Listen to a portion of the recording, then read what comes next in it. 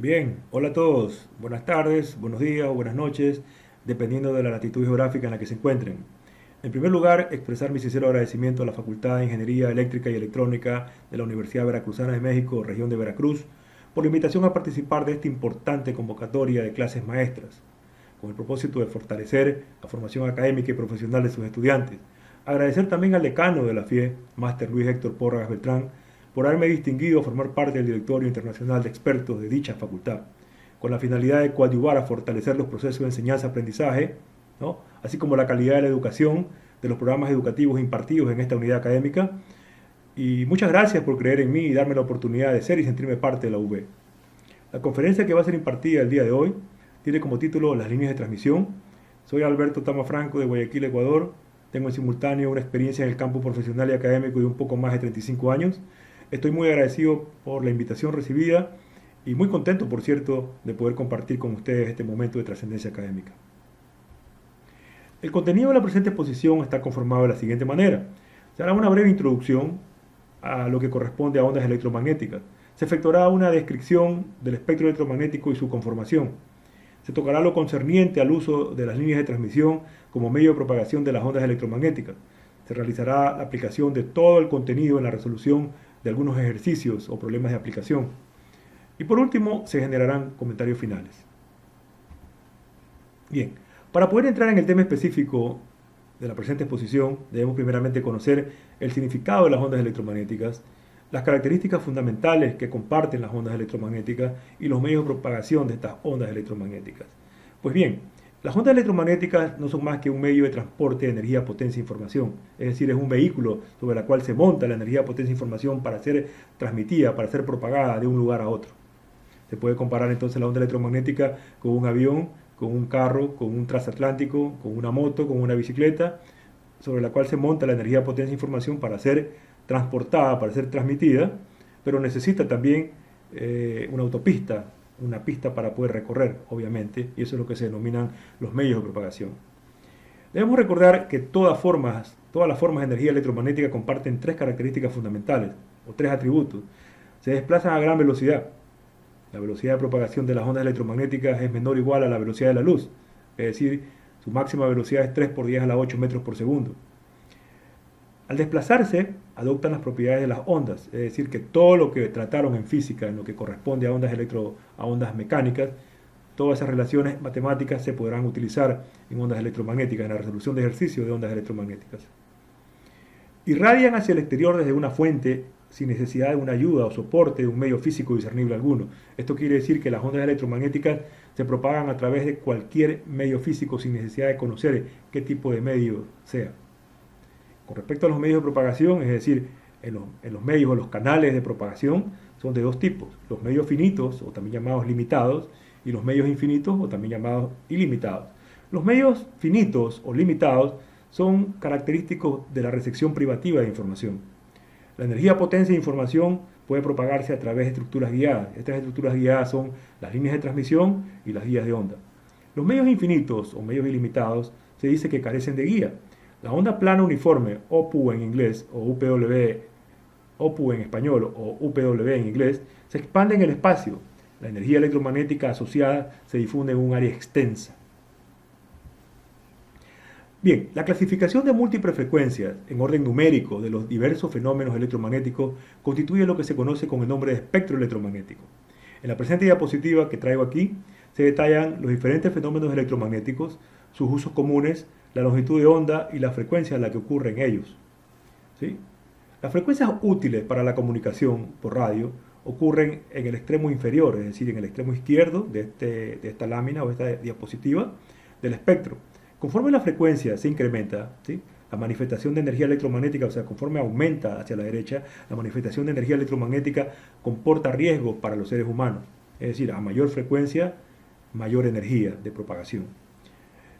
Vemos claramente que entre los fenómenos electromagnéticos tenemos los fenómenos de radio y televisión, o radiofrecuencia, las microondas, la radiación infrarroja, la luz visible, los rayos ultravioleta, los rayos X, los rayos gamma y finalmente los rayos cósmicos, ¿no? Aquí están los usos comunes para cada uno de ellos, ¿sí? La longitud de onda, en este extremo tiene mayor longitud de onda que en el que está acá, porque es una relación inversa entre la longitud de onda y la frecuencia. Mayor frecuencia, menor longitud de onda y viceversa, lógicamente. Bien, en la presente diapositiva he querido sintetizar un poco los elementos que conforman el espectro electromagnético, especificando el fenómeno electromagnético en esta columna, su aplicación práctica o su uso práctico en esta siguiente columna, en la segunda, y en la tercera columna pues un intervalo aproximado de frecuencia de operación para el mismo. Entre los fenómenos electromagnéticos tenemos de menor a mayor frecuencia radioondas que corresponden a la televisión UHF, televisión VHF, radio FM, radio de onda corta, radio AM. Las microondas se utilizan en comunicación satelital, en radares y relevadores de microondas. La radiación infrarroja se utiliza en fotografía. La luz visible, pues un intervalo muy pequeño de frecuencia o de longitud de onda en la visión humana. La radiación ultravioleta para la esterilización, los rayos X para radiografía, los rayos gamma para la terapia para el cáncer, en la terapia para el cáncer, y los rayos cósmicos pues en física y astronomía. Aquí tenemos los intervalos aproximados de frecuencia en los cuales se dan estos fenómenos electromagnéticos. Bien, de este modo, en términos de posibles efectos biológicos, el espectro electromagnético también se clasifica en dos regiones.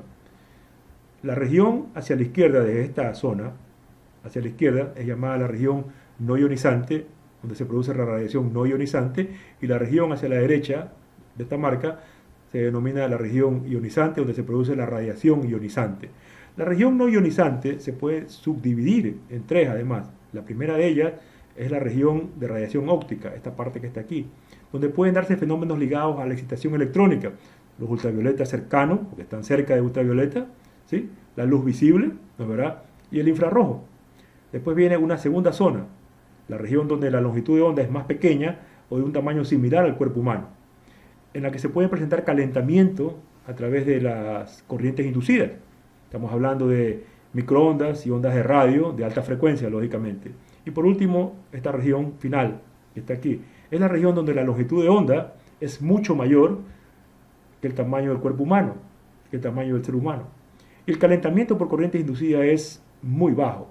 Tenemos ahí las ondas de radio de baja frecuencia, tenemos aquí los campos de frecuencia industrial y tenemos inclusive los campos estáticos, es decir, cuando la frecuencia es casi cero o es cero. La región ionizante, donde se produce la radiación ionizante, ¿no es verdad? Es donde puede haber un daño químico directo. Tenemos ultravioleta lejano, tenemos los rayos X, tenemos los rayos gamma, que sabemos que se utilizan para la terapia del cáncer, y por último los rayos cósmicos. Pues bien, la región o la radiación no ionizante se llama así porque los fotones de campo no tienen suficiente energía como para romper los enlaces químicos. Los efectos biológicos están relacionados, como mencionábamos anteriormente, a la excitación electrónica. No hay ionización prácticamente aquí, más que con la ionización, pudiendo producirse entonces un calentamiento a través de corrientes inducidas, como lo habíamos mencionado. Y en cambio, la radiación ionizante, ¿no es verdad? Donde se puede producir o puede haber un daño químico directo. Los fotones de campo, y hablamos de campo, los campos electromagnéticos, los fotones de campo tienen suficiente energía como para romper los enlaces químicos. Esta ruptura de los enlaces es lo que se asocia o es conocida como ionización. Bien, en la presente diapositiva se esquematiza el uso frecuente de las líneas de transmisión. A saber, las líneas de transmisión se utilizan para la distribución de energía eléctrica, es decir, en baja frecuencia. Se utiliza también para lo que corresponde a comunicaciones, es decir, en alta frecuencia. Y también se la utiliza para las redes de computadoras en lo que corresponde a Ethernet e Internet.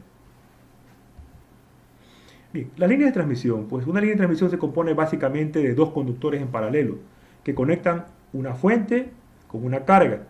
La fuente puede ser un generador hidroeléctrico, la carga puede ser una ciudad, una industria, la fuente puede ser un transmisor, una antena de transmisión, y la carga puede ser una antena receptora. La fuente puede ser un oscilador y la carga puede ser un osciloscopio, respectivamente, ¿sí? Es decir, la línea de transmisión es básicamente una red de dos puertos. Un puerto de envío, que es el que permite interconectar la línea de transmisión con el circuito del generador, y un puerto de recepción, que es el que permite conectar la línea de transmisión con la carga. Bien, las líneas de transmisión más usuales son las de cable coaxial, la línea bifilar o la línea de dos alambres, ¿no es verdad? La línea de placas planas paralelas o simplemente la línea plana, el alambre sobre un plano conductor, que es el que se ve siempre en las calles, Las empresas eléctricas tienen ahí sus postes con sus líneas, entonces cada línea pues es una línea de transmisión con respecto al plano que es la Tierra, lógicamente. Y finalmente tenemos la línea de microcinta, que es la que se muestra aquí, tal como lo estamos mostrando en la presente diapositiva. Como pueden observarse, habíamos mencionado nosotros que la línea de transmisión estaba conformada por dos conductores. Los conductores son los que están pintados con azul y el dieléctrico que los separa es blanco. Aquí los conductores son estos dos y el dieléctrico es el aire, obviamente, ¿sí? Y así sucesivamente. Como pueden observarse, cada una de estas líneas de transmisión consta de dos conductores, ¿no, verdad? Dos conductores en paralelo. Los cables coaxiales son de uso común en los laboratorios eléctricos y son utilizados también para conectar los televisores con las antenas, ¿sí? Las líneas de microcinta, me voy a dedicar un poco a esto, ¿sí? Su uso común o es distintivo para los circuitos integrados. Se componen de una cinta metálica, esta que estoy mostrando aquí en este momento, ¿sí? Que se encuentra engastada en un sustrato dieléctrico que permite interconectar o conectar los elementos de los circuitos electrónicos. Bien, las principales teorías sobre las cuales se fundamentan o sobre las que se sustentan o sobre las que se soportan la ingeniería eléctrica y todas sus ramas son las teorías del campo o de los campos y la teoría de los circuitos eléctricos. Cuando hablamos de la teoría del campo, simple y llanamente nos referimos al campo electromagnético. Y cuando hablamos de la teoría de los campos, ya estamos mencionando el plural, ¿no? ¿Verdad? Cuando hablamos de la teoría del campo electromagnético, en la variación de tiempo, cuando hay una función de tiempo, ¿sí? Espacio-temporal, no existe campo eléctrico sin que exista campo magnético y viceversa. En cambio, cuando estamos hablando de que no hay variación en el tiempo, pues puede existir el campo eléctrico sin necesidad de que exista el campo magnético y viceversa. ¿Ok? Nosotros los problemas de línea de transmisión los podemos realizar, los podemos resolver mediante la utilización de cualquiera de estas dos teorías. Sin embargo, en el presente apartado, ¿sí? Vamos a realizar los problemas utilizando la teoría de los circuitos eléctricos, cuyo tratamiento matemático es mucho más sencillo. Y eso es lo que vamos a desarrollar a continuación. Bien, los parámetros de la línea de transmisión. Una línea de transmisión, ¿sí? Está descrita básicamente en términos de sus parámetros. Los parámetros de la línea de transmisión son cuatro: la resistencia por unidad de longitud, la inductancia por unidad de longitud, la conductancia por unidad de longitud y la capacitancia por unidad de longitud. R, L, G y C respectivamente, ¿no, verdad? ¿Sí? R y L son los parámetros de los conductores y G y C son los parámetros del dieléctrico que separa a los conductores, ¿ok? Entonces, los parámetros R, L, G y C no son parámetros discretos, no son parámetros globales, no son parámetros concentrados, sino que son parámetros distribuidos. Estos parámetros se encuentran distribuidos uniformemente a lo largo de toda la línea de transmisión. Una cosa son los parámetros de la línea de transmisión, otra cosa son los parámetros constitutivos. En este caso tenemos nosotros también los conductores y el dieléctrico que los separa. Constan de lo que se denominan o se caracterizan por los parámetros constitutivos. Los parámetros constitutivos, tal como lo vieron ustedes en teoría electromagnética, son de dos tipos: los parámetros constitutivos eléctricos y los parámetros constitutivos magnéticos. Los parámetros constitutivos eléctricos son dos: la conductividad sigma y la permitividad épsilon. ¿Sí? La conductividad sigma, que se la mide en mho por metros o siemens por metro, y la permitividad, que se la mide en faradios por metro. ¿Sí? Y en cambio la permeabilidad es el parámetro constitutivo magnético, ¿sí? Y se lo mide en Henry por metro. Ok, entonces como tenemos conductores, vamos a tener parámetros constitutivos de los conductores, y como tenemos dieléctricos, van a haber parámetros constitutivos del dieléctrico que los separa. Entonces los parámetros constitutivos de los conductores de cada línea de transmisión son sigma sub c, se ha puesto un subíndice para diferenciar del otro, mu sub c, que es la permeabilidad del conductor, y el épsilon sub c, que es igual al épsilon sub 0 porque se trata de un conductor. En el dieléctrico homogéneo que los separa se caracterizan por tener los siguientes parámetros constitutivos: el sigma, su conductividad; el mu, su permeabilidad; y el épsilon, su permitividad. Y el épsilon es épsilon r veces épsilon sub 0, donde épsilon sub 0 es la permitividad del vacío, conocida por ustedes como 8.85 por 10 a la menos 12 faradios por metro. Bien, no existe una relación matemática, y estas son precisiones, ¿sí?, entre R y G. En redes eléctricas o en circuitos ustedes vieron que R es el recíproco de G o G es el recíproco de R, pero aquí R y G no tienen una relación directa. ¿Por qué no? Porque R es un parámetro de los conductores de la línea de transmisión y G, les dije que era un parámetro del dieléctrico que lo separa a las líneas de transmisión. Entonces no existe una relación. R no es igual a 1 sobre G. Recordemos siempre eso. El valor de la inductancia, que voy a mostrar en la siguiente tabla, que es una tabla de formulación para poder aplicar en los diferentes ejercicios que vamos a realizar, existen dos tipos de inductancia, la inductancia interna y la inductancia externa. La inductancia interna, debido a las altas frecuencias que se utilizan en comunicaciones, es despreciable. Por lo tanto, la inductancia que vamos a utilizar nosotros aquí es la inductancia externa, por unidad de longitud, claro está. Adicionalmente debemos tener presente las siguientes relaciones. En cada línea de transmisión se va a cumplir siempre estas relaciones. L por C es igual a μ por epsilon, es decir, la inductancia del conductor multiplicado por la capacitancia del dieléctrico es igual al producto de los parámetros constitutivos del dieléctrico, es decir, la permeabilidad μ por la permitividad epsilon. Asimismo, la relación entre G y C, la conductancia del dieléctrico que lo separa, para la capacitancia del dieléctrico que lo separa, G sobre C, es igual a sigma sobre epsilon. Y tiene que ver el sigma del dieléctrico y el epsilon del dieléctrico. Claro está. Bien. Una precisión importante con respecto a delta, no lo vamos a demostrar, simplemente lo vamos a enunciar, ¿sí? El delta es lo que se conoce como el nombre de la profundidad de penetración, o también llamado profundidad pelicular. Es la profundidad de penetración del medio, es decir, es una medida del grado de penetración de una onda electromagnética en un medio determinado. Es decir, cuando atraviesa o cuando se propaga un medio, debemos saber cuánto es lo que ha avanzado la onda electromagnética en ese medio. La profundidad de penetración, delta, está dado como 1 sobre la raíz cuadrada de pi frecuencia μ por sigma. Entonces, la profundidad de penetración es inversamente proporcional a la frecuencia. Por lo tanto, a mayor frecuencia, si tenemos onda electromagnética con una mayor frecuencia, tendrán una menor profundidad de penetración. Y es igual al recíproco de 1 sobre alfa. Después veremos lo que es alfa. Por ahora dejamos así como que el alfa es una constante simplemente y es llamada la constante de atenuación. Lo veremos a continuación. Bien, tal como se indica en esta figura, se define al delta como aquella longitud a lo largo de la cual la amplitud de la onda decrece en un factor de e a la menos 1. Eso quiere decir que a lo que la onda ha recorrido una longitud delta, ¿no, verdad?, se ha atenuado hasta un valor de 36.8% de su amplitud máxima. Es decir, que el valor de ella en ese momento será 0.368, el valor de E sub 0 o el valor de H sub 0. Recuerden que hay campos eléctricos y campos magnéticos. Aquí estamos presentando solamente el campo eléctrico, lógicamente.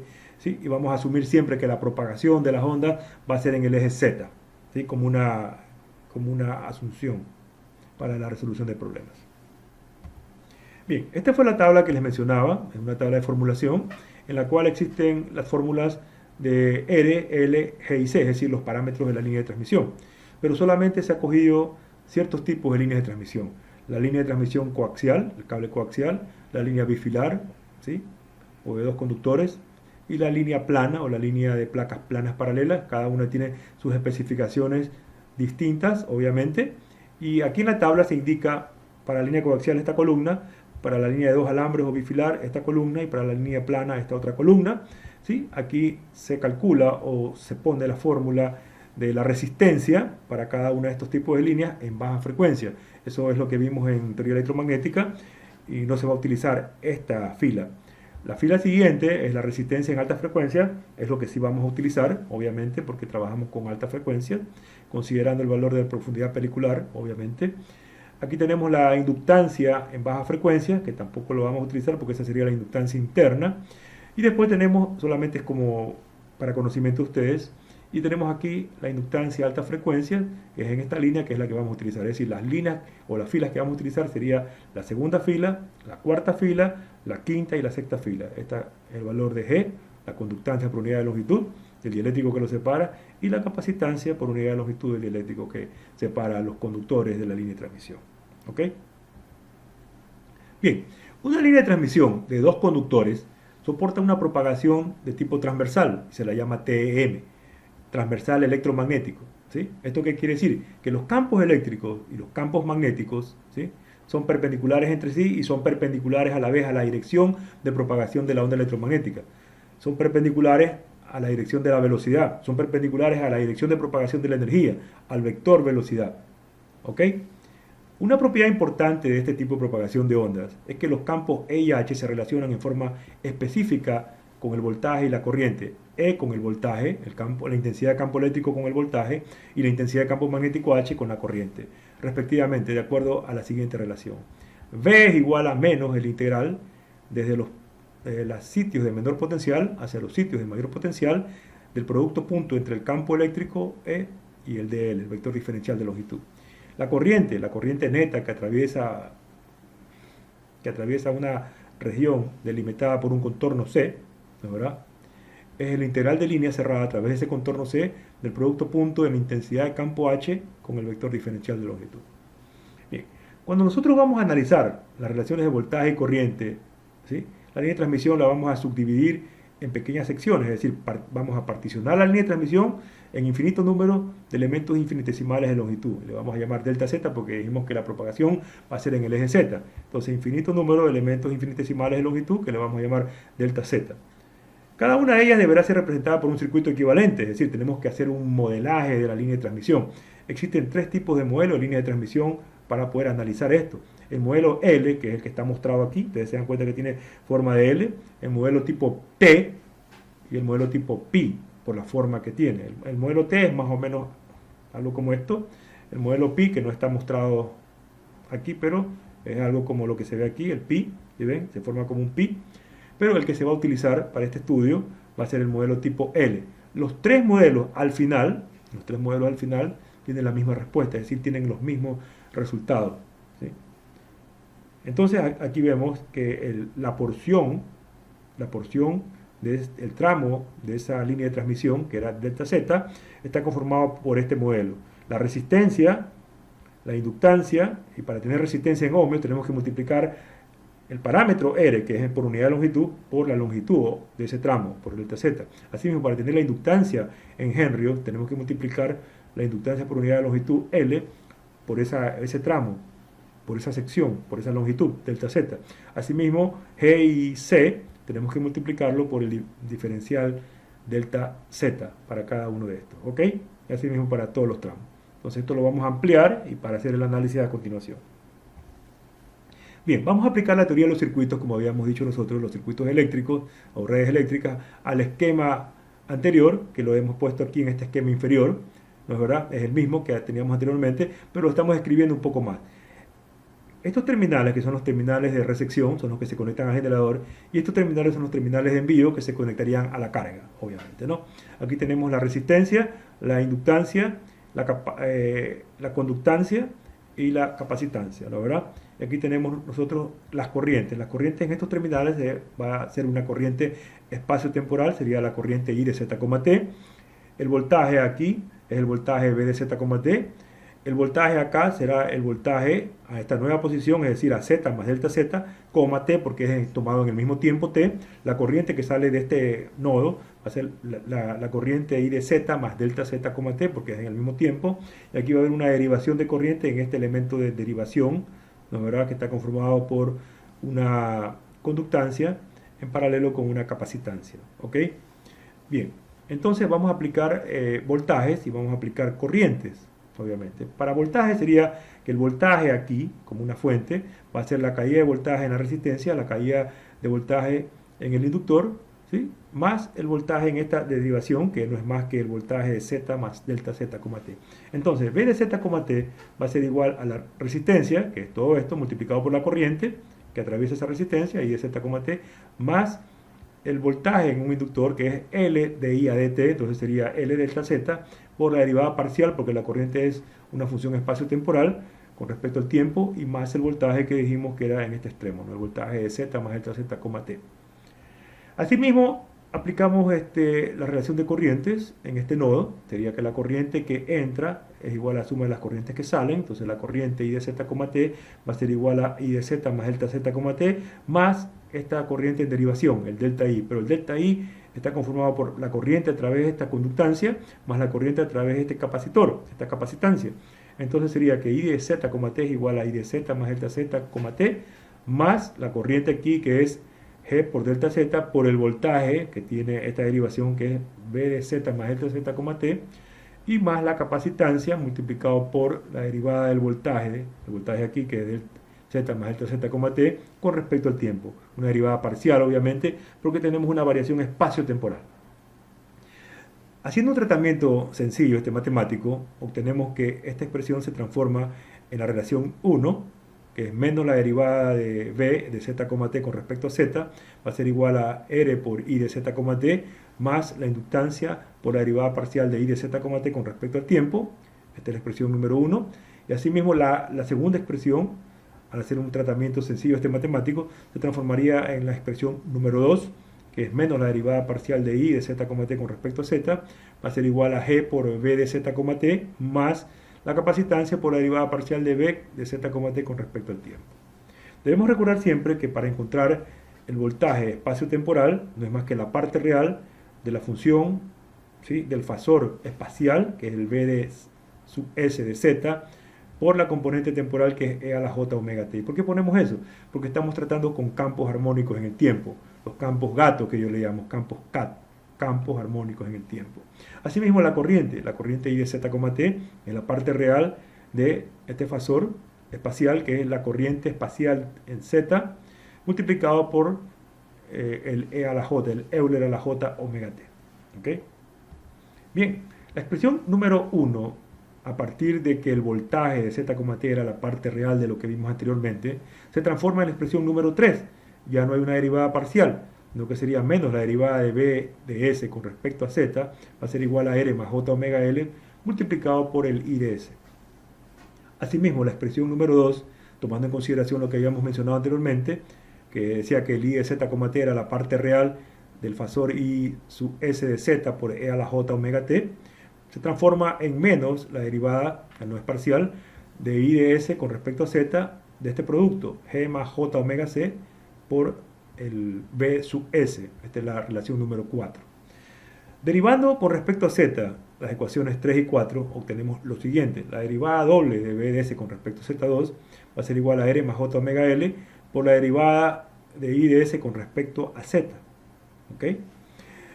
Asimismo, la derivada doble, ¿sí?, con signo menos, lógicamente, de I de S con respecto a Z2 va a ser igual a G más J omega C por la derivada sencilla del B sub S con respecto a Z.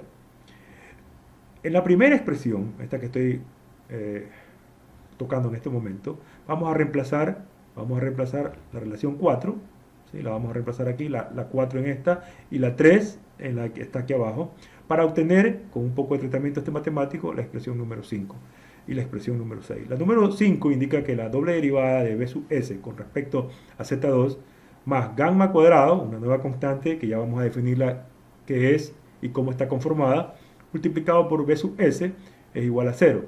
Esta es la expresión matemática número 5. Asimismo, la expresión matemática número 6 sería la doble derivada de I de S con respecto a Z2 más gamma cuadrado por I sub S es igual a 0. Las expresiones 5 y 6 son las que se denominan las ecuaciones de voltaje y corriente para la línea de transmisión y rigen el comportamiento que tiene el voltaje y la corriente a lo largo de toda la línea de transmisión, cualquiera que sea esta. Bien, el gamma cuadrado es igual al producto entre R más J omega L y G más J omega C. El gamma cuadrado, si ustedes se dan cuenta, es el producto de un número complejo por otro número complejo, ¿sí? Entonces, si yo le saco la raíz cuadrada a gamma, estoy sacando la raíz cuadrada a un número complejo, porque el producto de un número complejo por otro complejo es otro número complejo. Entonces, la raíz cuadrada de un número complejo me da otro número complejo. A ese número complejo le he definido como alfa más j beta. Por lo tanto, alfa más j beta, que es gamma, ahora será la raíz cuadrada de este producto, ¿sí?, donde gamma es lo que se denomina constante de propagación, se la mide en metro a la menos 1, alfa es lo que se denomina constante de atenuación y se la mide en Neper por metros, y beta es lo que se denomina constante de fase y se la mide en constante de fase o constante de fasaje o también número de onda y se la mide en radianes por metro. Esto es similar a potencias. Cuando veíamos potencias, habían tres tipos, había un triángulo de potencia conformado por P, que era la potencia activa, Q, que era la potencia reactiva, y S, que era la potencia aparente. P se medía en vatios, ¿no es verdad?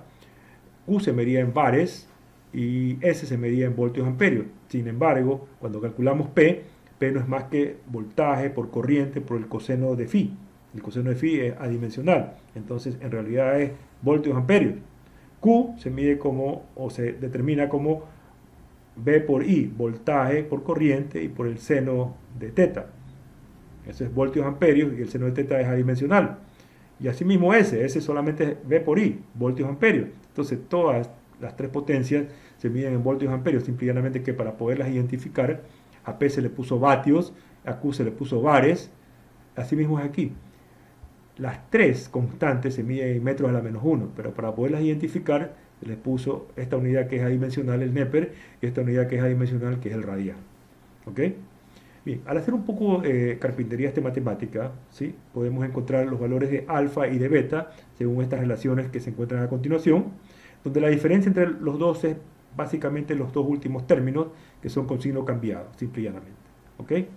Bien, las soluciones para las ecuaciones diferenciales 5 y 6 son las siguientes.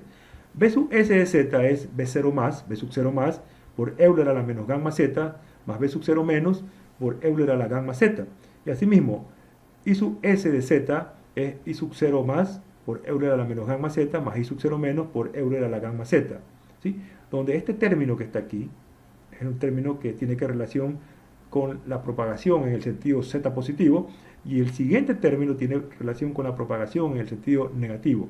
¿Sí? Especificando un poco más, B sub 0 más, B sub 0 menos, e I sub 0 más, e I sub 0 menos, son las amplitudes de las ondas de voltaje y corriente. Pero esta onda es la onda que avanza hacia adelante, o la onda que se propaga en el sentido positivo, es la onda progresiva, la onda de desplazamiento positivo, de voltaje. Esta sería la onda de desplazamiento negativo o la onda de desplazamiento regresivo, la que regresa de voltaje. Asimismo, esta sería la onda de desplazamiento positivo de corriente y esta sería la onda de desplazamiento negativo de corriente o la onda regresiva, respectivamente. ¿Ok? Y a eso tienen que ver los signos más y menos. Bien, en el estudio de las líneas de transmisión, ¿no es verdad?, existe una constante muy importante denominada la impedancia característica Z sub 0. La misma que se define como la razón o relación. A ver, cuando calculábamos impedancia, ¿sí?, en redes era voltaje sobre corriente. Entonces aquí se la calcula igual, voltaje sobre corriente, pero es el voltaje de desplazamiento positivo para la corriente de desplazamiento positivo. Así se define la impedancia característica de una línea de transmisión. Es decir, P sub 0 más por Euler a la menos gamma Z sobre I sub 0 más por Euler a la menos gamma Z. Se simplifica el Euler a la menos gamma Z y me queda entonces que la impedancia característica la puedo determinar como el cociente o la relación entre P sub 0 más, la amplitud de la onda de desplazamiento positivo de voltaje, para la amplitud de la onda de desplazamiento positivo de corriente. ¿Ok? Recordemos la expresión 3, estaba dado por esto, y la expresión 4 estaba dado por esto que está acá. Y como tenemos nosotros los voltajes y corrientes que habíamos mencionado anteriormente, para el caso más general posible, que es B sub 0 más por Euler a la menos gamma Z más B sub 0 menos por Euler a la gamma Z, y I sub S de Z es igual a I sub 0 más por Euler a la menos gamma Z, e I sub 0 menos por Euler a la gamma Z. Reemplazamos esto aquí, ¿sí?, y los operamos. Vamos a obtener lo siguiente. Para la primera expresión, ¿no?, obtendríamos que el Z sub 0 ratifica que es B sub 0 más para I sub 0 más, pero descubrimos algo más. También podemos calcular Z sub 0 como menos B sub 0 menos para I sub 0 menos, y nos da que es la razón o relación entre R más J omega L y gamma. Si operamos en cambio la número 4, reemplazando el valor de corriente aquí y de voltaje aquí, obtenemos lo siguiente, que la impedancia característica también la podemos encontrar como B sub 0 más para I sub 0 más, que fue lo que definimos anteriormente, pero ratificamos lo anterior, es decir, menos B sub 0 menos para I sub 0 menos, y es igual a la razón o relación entre gamma, la constante de propagación, para G más J omega C. Multiplicando estas dos relaciones entre sí, obtendríamos Z sub 0 al cuadrado, como se menciona aquí, es igual a este término por este término que está aquí abajo. Se simplifican entonces la constante de propagación y nos queda que la impedancia característica al cuadrado no es más que el cociente entre R más J omega L para G más J omega C. Estamos diciendo que Z sub 0 al cuadrado es la división, el cociente entre un número complejo para otro número complejo. Un número complejo para otro número complejo me da otro número complejo. ¿Ok? Entonces Z sub 0 al cuadrado es un número complejo. Y la raíz cuadrada de un número complejo es un número complejo también. ¿Sí? Recordemos eso. Entonces, Z sub 0 va a ser la raíz cuadrada de ese cociente que habíamos mencionado anteriormente. Y esto va a ser igual a un número complejo, que le hemos llamado R sub 0 más JX sub 0, para mantener la misma relación o concordancia con Z sub 0. Donde Z sub 0 es lo que se denomina impedancia característica y se la mide en ohmios, ¿sí? Ohmios exactos, no ohmio por unidad de longitud. R sub 0 será la resistencia característica de la línea de transmisión y se la mide en ohmios, y X sub 0 será la reactancia característica de la línea de transmisión y se la mide en ohmios también. También se dice que R sub 0 es la parte real de la impedancia característica de la línea de transmisión, medida en ohmios, y X sub 0 es la parte imaginaria de la impedancia característica de la línea de transmisión. Recordemos algo, la reactancia característica puede ser positiva o puede ser negativa. Una impedancia característica de una línea de transmisión es positiva cuando tiene un comportamiento inductivo, cuando tiene predominancia inductiva. Y una reactancia característica es negativa cuando tiene un comportamiento capacitivo o cuando predomina la capacitancia. Entonces, haciendo un poco de tratamiento este matemático, ¿sí?, sencillo y muy parecido al que hacíamos con gamma, obtenemos las dos siguientes expresiones. R sub 0 y X sub 0. Los dos son una raíz cuadrada de algo, ¿no? Entonces R sub 0 debería ser más menos, pero la resistencia, ¿sí?, la resistencia no es negativa, la resistencia es positiva. Entonces por ese motivo hemos despreciado el signo menos y solamente dejamos el signo más. La reactancia capacitiva, la reactancia característica, en cambio, sí puede ser positiva o puede ser negativa. Por ese motivo tenemos estas dos expresiones. La única diferencia entre estas dos son los dos últimos términos que tienen el signo cambiado, lógicamente. Es lo mismo que teníamos el valor de la constante de propagación. Recordemos que aquí podemos encontrar la resistencia característica y la reactancia característica a partir de los parámetros de la línea de transmisión. Asimismo, podíamos encontrar las constantes alfa y beta a partir de los parámetros de la línea de transmisión. Bien, de igual manera que en la teoría de circuitos, en la teoría de redes eléctricas, aquí también se definirá el término admitancia característica. Así como hay una impedancia característica, tenemos una admitancia característica y no es más que el recíproco de la impedancia característica, es decir, que Y sub 0 va a ser 1 sobre Z sub 0 y se la va a medir en ohmios a la menos 1, o mho, o siemen. Entonces esto es igual a la suma de valores, una parte real y una parte imaginaria, que es igual a la conductancia característica y a la susceptancia característica, ¿no es verdad? Y se la mide también en mho. Hasta aquí lo que hemos visto, ¿sí o no? Hemos realizado el análisis para el caso más general posible, que corresponde a una línea de transmisión conformada por conductores imperfectos y un dieléctrico disipativo. Esta línea de transmisión se la denomina línea de transmisión disipativa y su abreviación es LTD. Bien, vamos a ver los casos particulares. El caso A es la línea de transmisión sin pérdida, LTSP. Es un caso particular de la línea de transmisión disipativa. ¿Qué es lo que tiene que cumplirse para yo decir que estamos tratando con una línea de transmisión sin pérdida?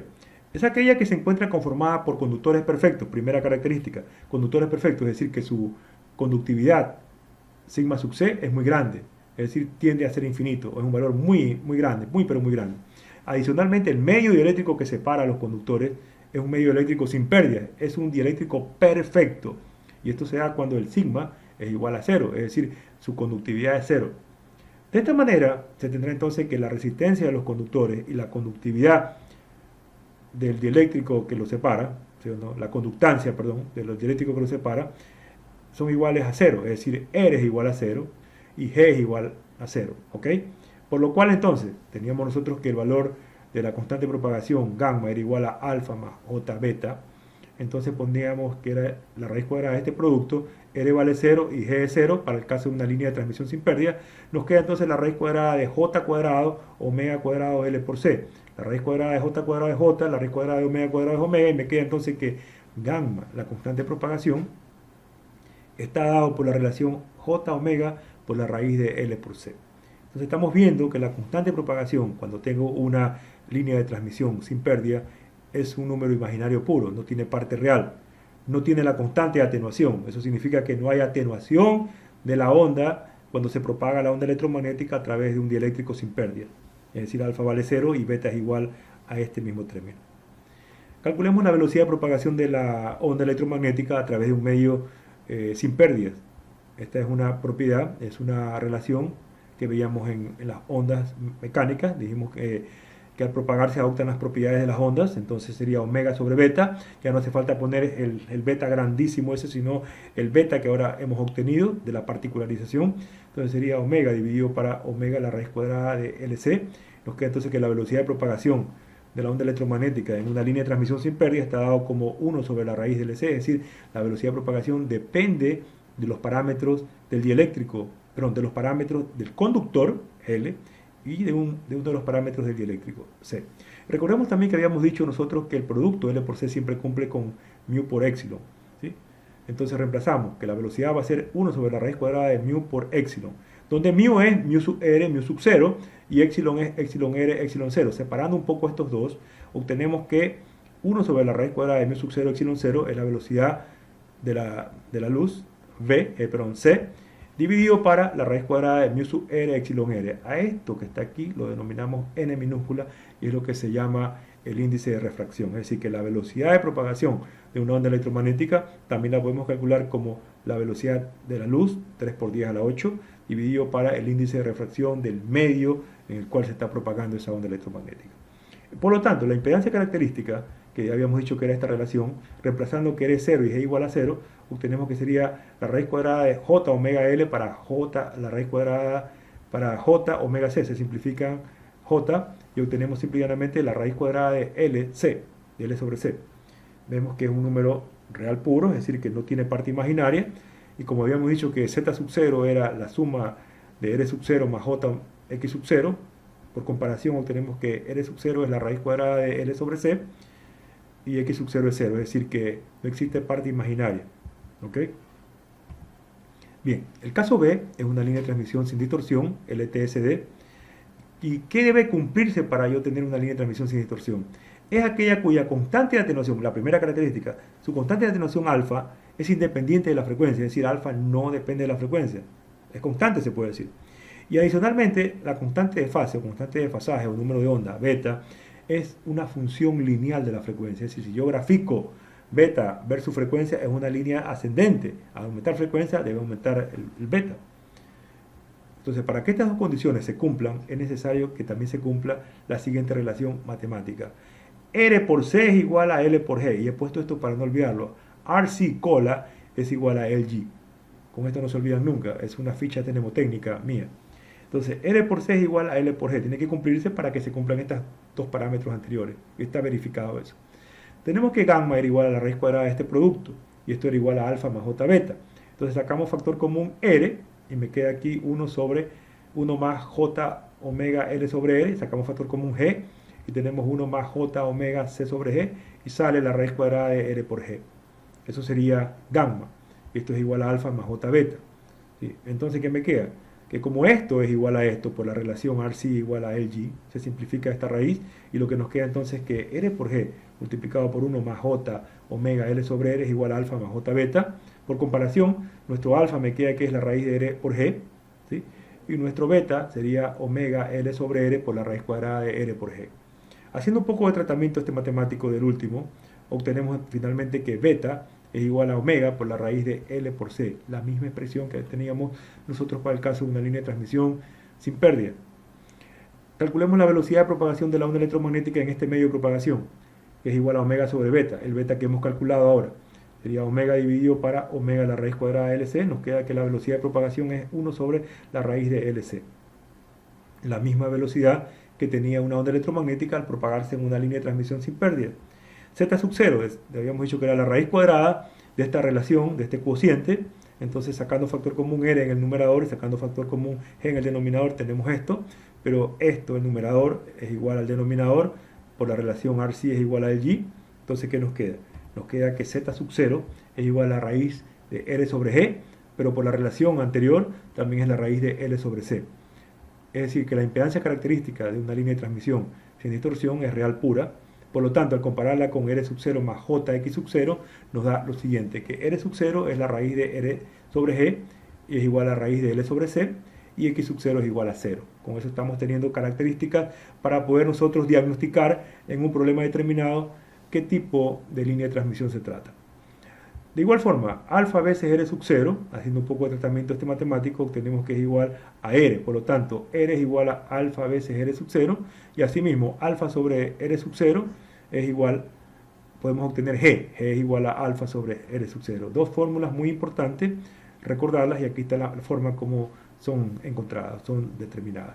Bien, como puede observarse, una línea de transmisión sin distorsión, lo que estamos viendo en este momento, en una línea de transmisión sin distorsión, la velocidad de propagación y su impedancia característica son de valores idénticos al de una línea de transmisión sin pérdida. ¿Sí? La velocidad de propagación, la impedancia característica tienen el mismo valor que una línea de transmisión sin pérdida. Entonces, la impedancia característica es real pura.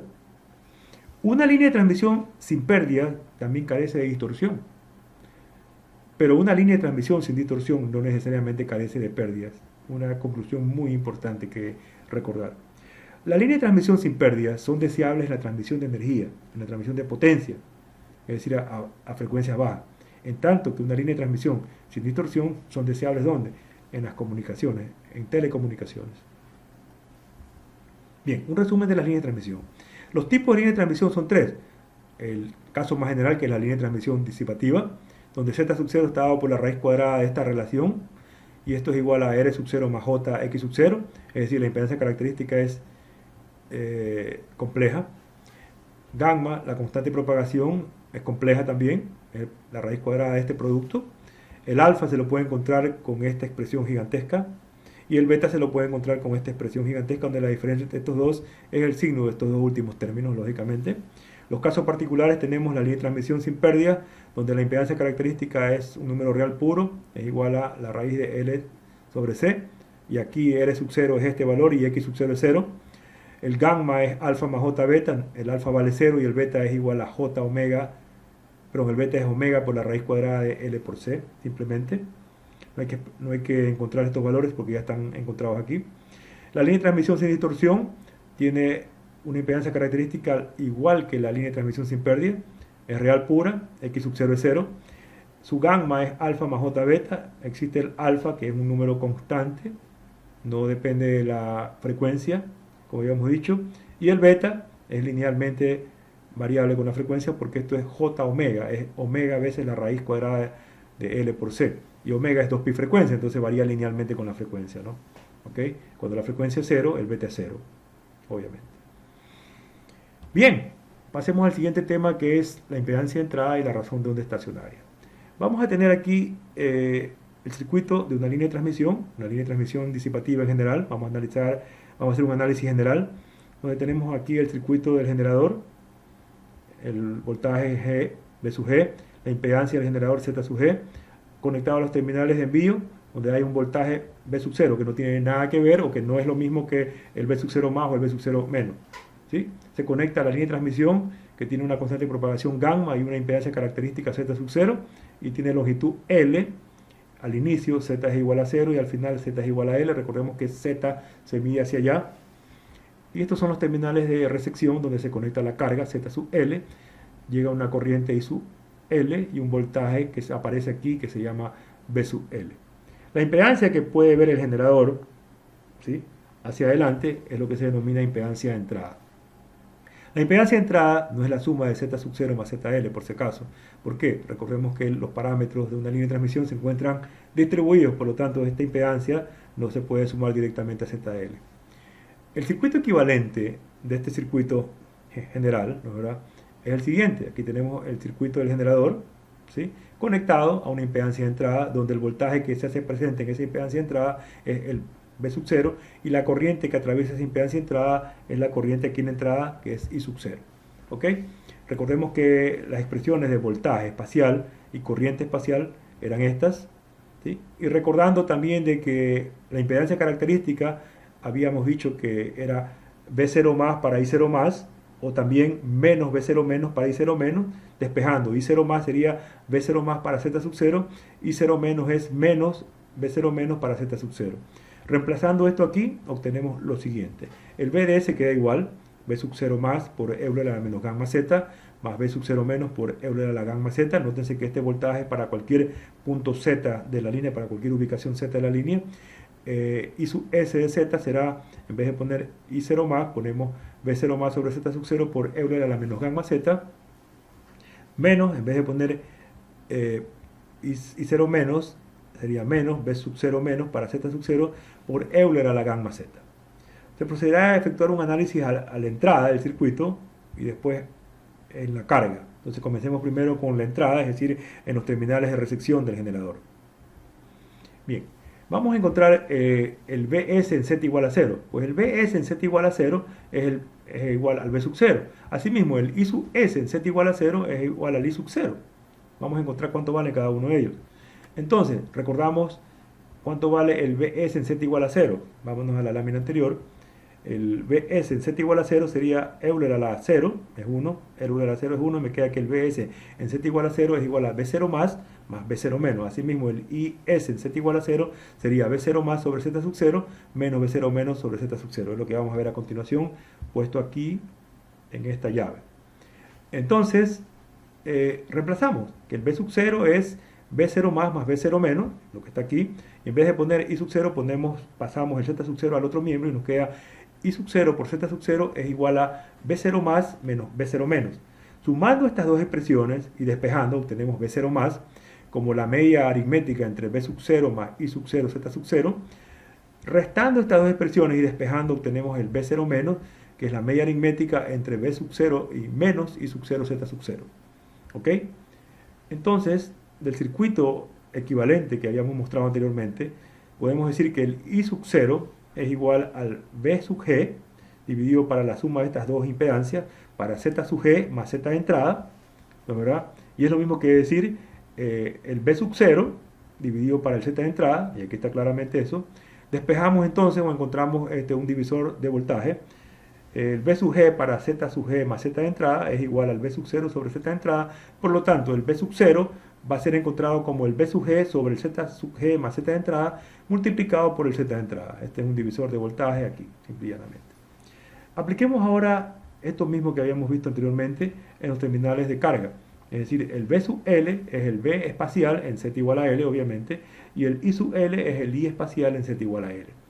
Entonces, la expresión anterior reemplazaríamos aquí en Z igual a L sería B sub 0 más por Euler a la menos gamma L más B sub 0 menos por Euler a la gamma L. Y asimismo, I sub S de Z igual a L será B sub 0 más sobre Z sub 0 por Euler a la menos gamma L menos B sub 0 menos sobre Z sub 0 por Euler a la gamma L. Eso es lo que tenemos aquí. Pasamos el Z sub 0 como en la expresión anterior al otro miembro y nos quedaría estas dos relaciones. Las sumamos, lo mismo que hacíamos acá, para despejar el B0 más, las restamos entre sí para despejar el B0 menos, y lo que obtenemos es que el B0 más también lo podemos calcular de la siguiente forma. Como la media aritmética entre BL más I sub LZ sub 0 multiplicado por Euler a la gamma L, y asimismo el B sub 0 menos como la media aritmética entre BL menos I sub LZ sub 0 por Euler a la menos gamma L. ¿Sí? Tenemos una serie de relaciones muy útiles, por cierto.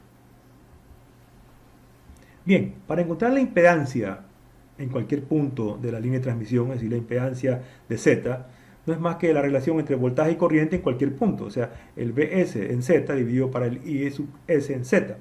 Si queremos encontrar la impedancia de entrada, el Z tiene que ser igual a 0, obviamente. Entonces la impedancia de entrada será el B sub S en Z igual a 0 dividido para el I sub S en Z igual a 0. El B sub S en Z igual a 0, habíamos visto que era el B0 más el B0 menos, y el I sub S en Z igual a 0 era el B sub 0 más para el Z sub 0 menos el B sub 0 menos para el Z sub 0.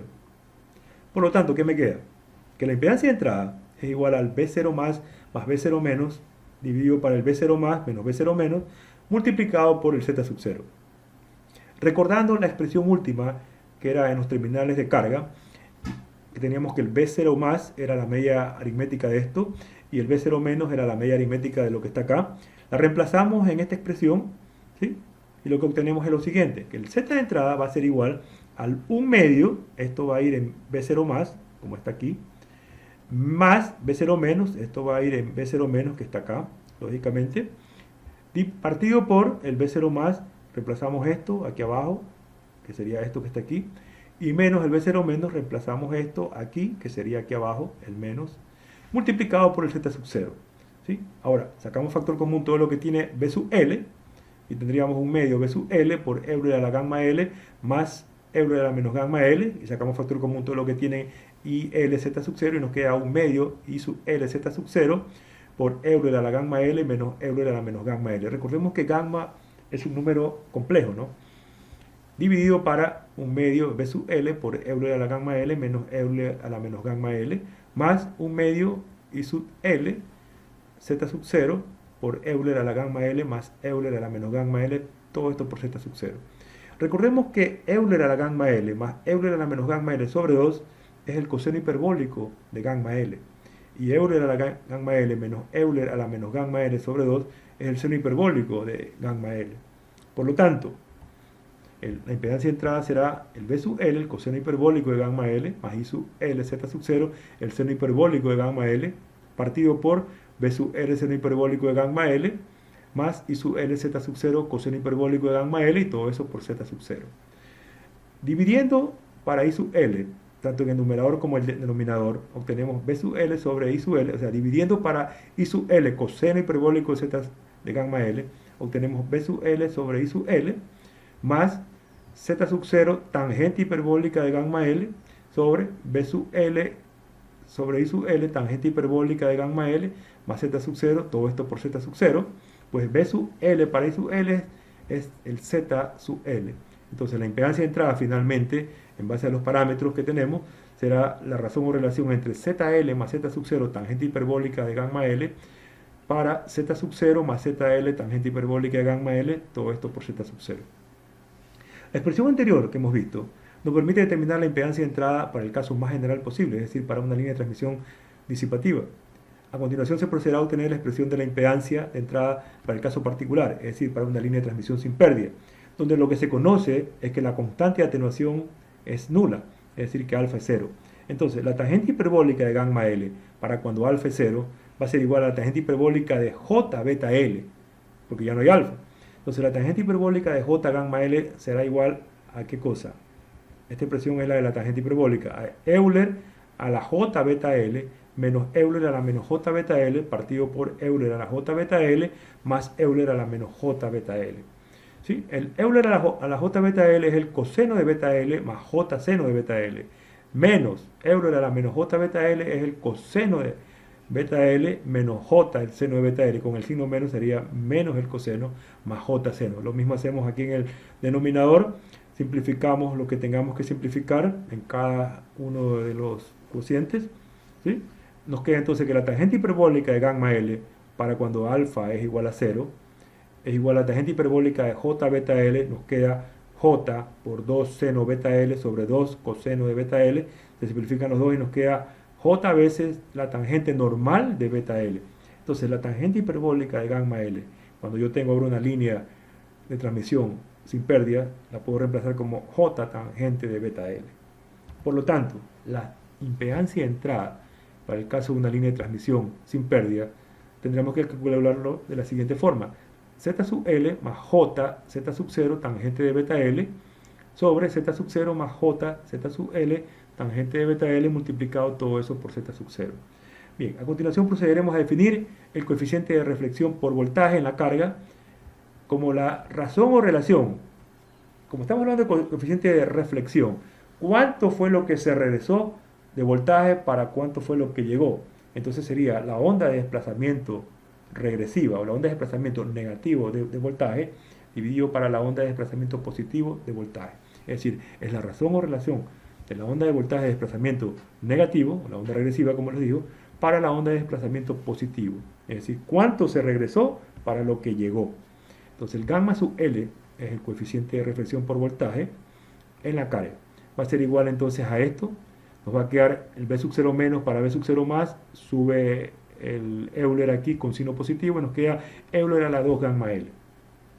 Entonces, nuestro gamma L va a ser igual. En vez de poner B sub 0 menos, reemplazamos el B sub 0, el menos que habíamos visto anteriormente cuando lo encontrábamos en los terminales de carga y era igual a la media aritmética entre BL menos I sub L Z sub 0 por Euler a la menos gamma L, y arriba tenemos un Euler a la gamma L, abajo dejamos un Euler a la gamma L también, obviamente con el signo menos, dividido para el B0 más que habíamos visto que era la media aritmética de B sub L más I sub L Z sub 0 Euler a la gamma L. Se simplifican estos Euler aquí también abajo, el 1 medio también se simplificaría y lo que nos quedaría es que gamma sub L es B sub L menos I sub L Z sub 0 dividido para B sub L más I sub L Z sub 0, dividiendo todo para I sub L nos queda B sub L para I sub L menos Z sub 0 partido por B sub L para I sub L más Z sub 0. Esto que está aquí es el Z sub L y esto que está acá abajo también es Z sub L. Por lo tanto, el gamma L, es decir, el coeficiente de reflexión por voltaje en la carga, es el ZL menos Z sub 0 para el ZL más Z sub 0. ¿Sí? La generalización, es decir, el coeficiente de reflexión por voltaje en cualquier punto de la línea de transmisión, se le expresa como la relación entre la onda de voltaje y desplazamiento negativo. O sea, vamos a encontrar en este momento el coeficiente de reflexión por voltaje, ¿no es verdad? ¿Sí? En cualquier posición de la línea ahora. Entonces sería el coeficiente de reflexión por voltaje en cualquier punto de la línea sería la onda de desplazamiento regresivo de voltaje para la onda de desplazamiento positivo, ¿sí? En cualquier punto de la línea, tal como habíamos visto anteriormente. Por lo tanto, el gamma, ya no sub L, sino el gamma de Z va a ser igual al B sub 0 menos, porque decía la onda de desplazamiento regresivo, B sub 0 menos por Euler a la gamma Z, dividido para la onda de desplazamiento progresivo o positiva, B sub 0 más por Euler a la menos gamma Z. Entonces, el Z es igual a L menos L', y el L' se mide de la carga hacia el generador, así se tomaría positivo, por lo tanto nos queda que el gamma Z sería igual a B sub 0 menos por Euler a la gamma L menos L' sobre B sub 0 más por Euler a la menos gamma L menos L', haciendo un poco de tratamiento este matemático, nos queda B sub 0 menos para B sub 0 más por Euler a la 2 gamma L por Euler a la menos 2 gamma L', y esta parte que está aquí ya habíamos visto que era ¿qué cosa? Gamma sub L, es decir, el coeficiente de reflexión por voltaje en la carga. Por lo tanto, el gamma en cualquier punto de la línea estará dado por el coeficiente de reflexión por voltaje en la carga multiplicado por el Euler a la menos 2 gamma L', y el L' se mide de la carga hacia el generador. Por lo tanto, el gamma Z, es decir, el coeficiente de reflexión por voltaje en cualquier punto de la línea de transmisión, y en cualquier línea estamos hablando, es igual al coeficiente de reflexión por voltaje en la carga, ZL menos Z sub 0 sobre ZL más Z sub 0, multiplicado por el Euler a la menos 2 gamma L'. Nuestro BS habíamos dicho que era B0 más por Euler a la menos gamma Z, más B0 menos por Euler a la gamma Z. Por lo tanto, sacamos factor común, el B0 más por Euler a la menos gamma Z, y obtenemos 1 más B0 menos para B0 más por Euler a la 2 gamma Z. Para una línea de transmisión sin pérdida, que es lo que nos interesa siempre estudiar, donde alfa es 0 y gamma es J beta, reemplazamos aquí arriba, nos queda que el BS de Z va a ser B0 más por el Euler a la menos J beta Z, ¿no? Multiplicado por 1 más el gamma sub L, aquí aparece el gamma sub L ya por el Euler a la menos 2 a la menos J2 beta L'. O lo mismo que decir el B0 más por Euler a la menos J beta Z, ¿verdad? Por 1 más el gamma sub L es un número, lo podemos expresar en forma estefasodial también, sería su módulo por un Euler a la J teta sub L, por lo tanto nos va a quedar 1 más el módulo de gamma L por el Euler a la J el teta sub L menos 2 beta L', obviamente, ¿no? Entonces sacamos el módulo a cada lado y lo que nos queda es la siguiente expresión, esta matemática. La trabajamos un poco esta expresión, esta última expresión, y lo que nos queda entonces es que el módulo del B sub S de Z va a ser el módulo del B sub 0 más por la raíz cuadrada de 1 más 2 veces el módulo de gamma sub L por el coseno de teta sub L menos 2 beta L' más el módulo del gamma sub L al cuadrado. La expresión anterior hay que tener presente que el L' se mide de la carga hacia el generador. Ya está incluido el signo ahí, obviamente, ¿no? Bien, vamos a encontrar los máximos que aparecen en la línea y los mínimos que aparecen en la línea, ¿sí? Los valores máximos de voltaje y máximos y mínimos de voltaje en la línea, así también los máximos de corriente y mínimos de corriente. Cuando hay un máximo de voltaje, hay un mínimo de corriente, y cuando hay un mínimo de voltaje, hay un máximo de corriente. Siempre. Bien. ¿Cuándo tendremos un máximo aquí de voltaje? Tenemos un máximo cuando el coseno de teta sea igual a 1. El coseno de teta es 1 cuando este ángulo que está aquí, este ángulo compuesto, sea 0, sea menos 2pi, menos 4pi, menos 6pi, menos 8pi, etc. Y es menos, ¿por qué? Porque estamos midiendo desde la carga hacia el generador en sentido contrario. Y será mínimo esto cuando este coseno es menos 1. ¿Y cuando el coseno es menos 1? Cuando este ángulo compuesto sea menos pi, menos 3pi, menos 5pi, menos 7pi, etc. Entonces a eso le vamos a llamar fase. La fase máxima y fase mínima. La fase máxima, que es θ sub L menos 2 beta L' debe ser igual a 0, a 2pi, a menos 2pi, menos 4pi, etcétera, lo que les mencionaba, y la fase mínima sería esto. Despejando eso, entonces nos va a quedar que la longitud prima máxima, es decir, cuando aparece un máximo a lo largo de la línea de transmisión, a una distancia medida desde la carga hacia el generador, la podemos encontrar con esta expresión matemática, que sería el θ sub L, es decir, el ángulo que tiene el índice de reflexión por voltaje en la carga, menos la fase máxima, reemplazaríamos cualquiera de estos para encontrar los diferentes máximos, dividido para 4pi multiplicado por la longitud de onda, de la onda electromagnética o el tipo de energía electromagnética que está fluyendo.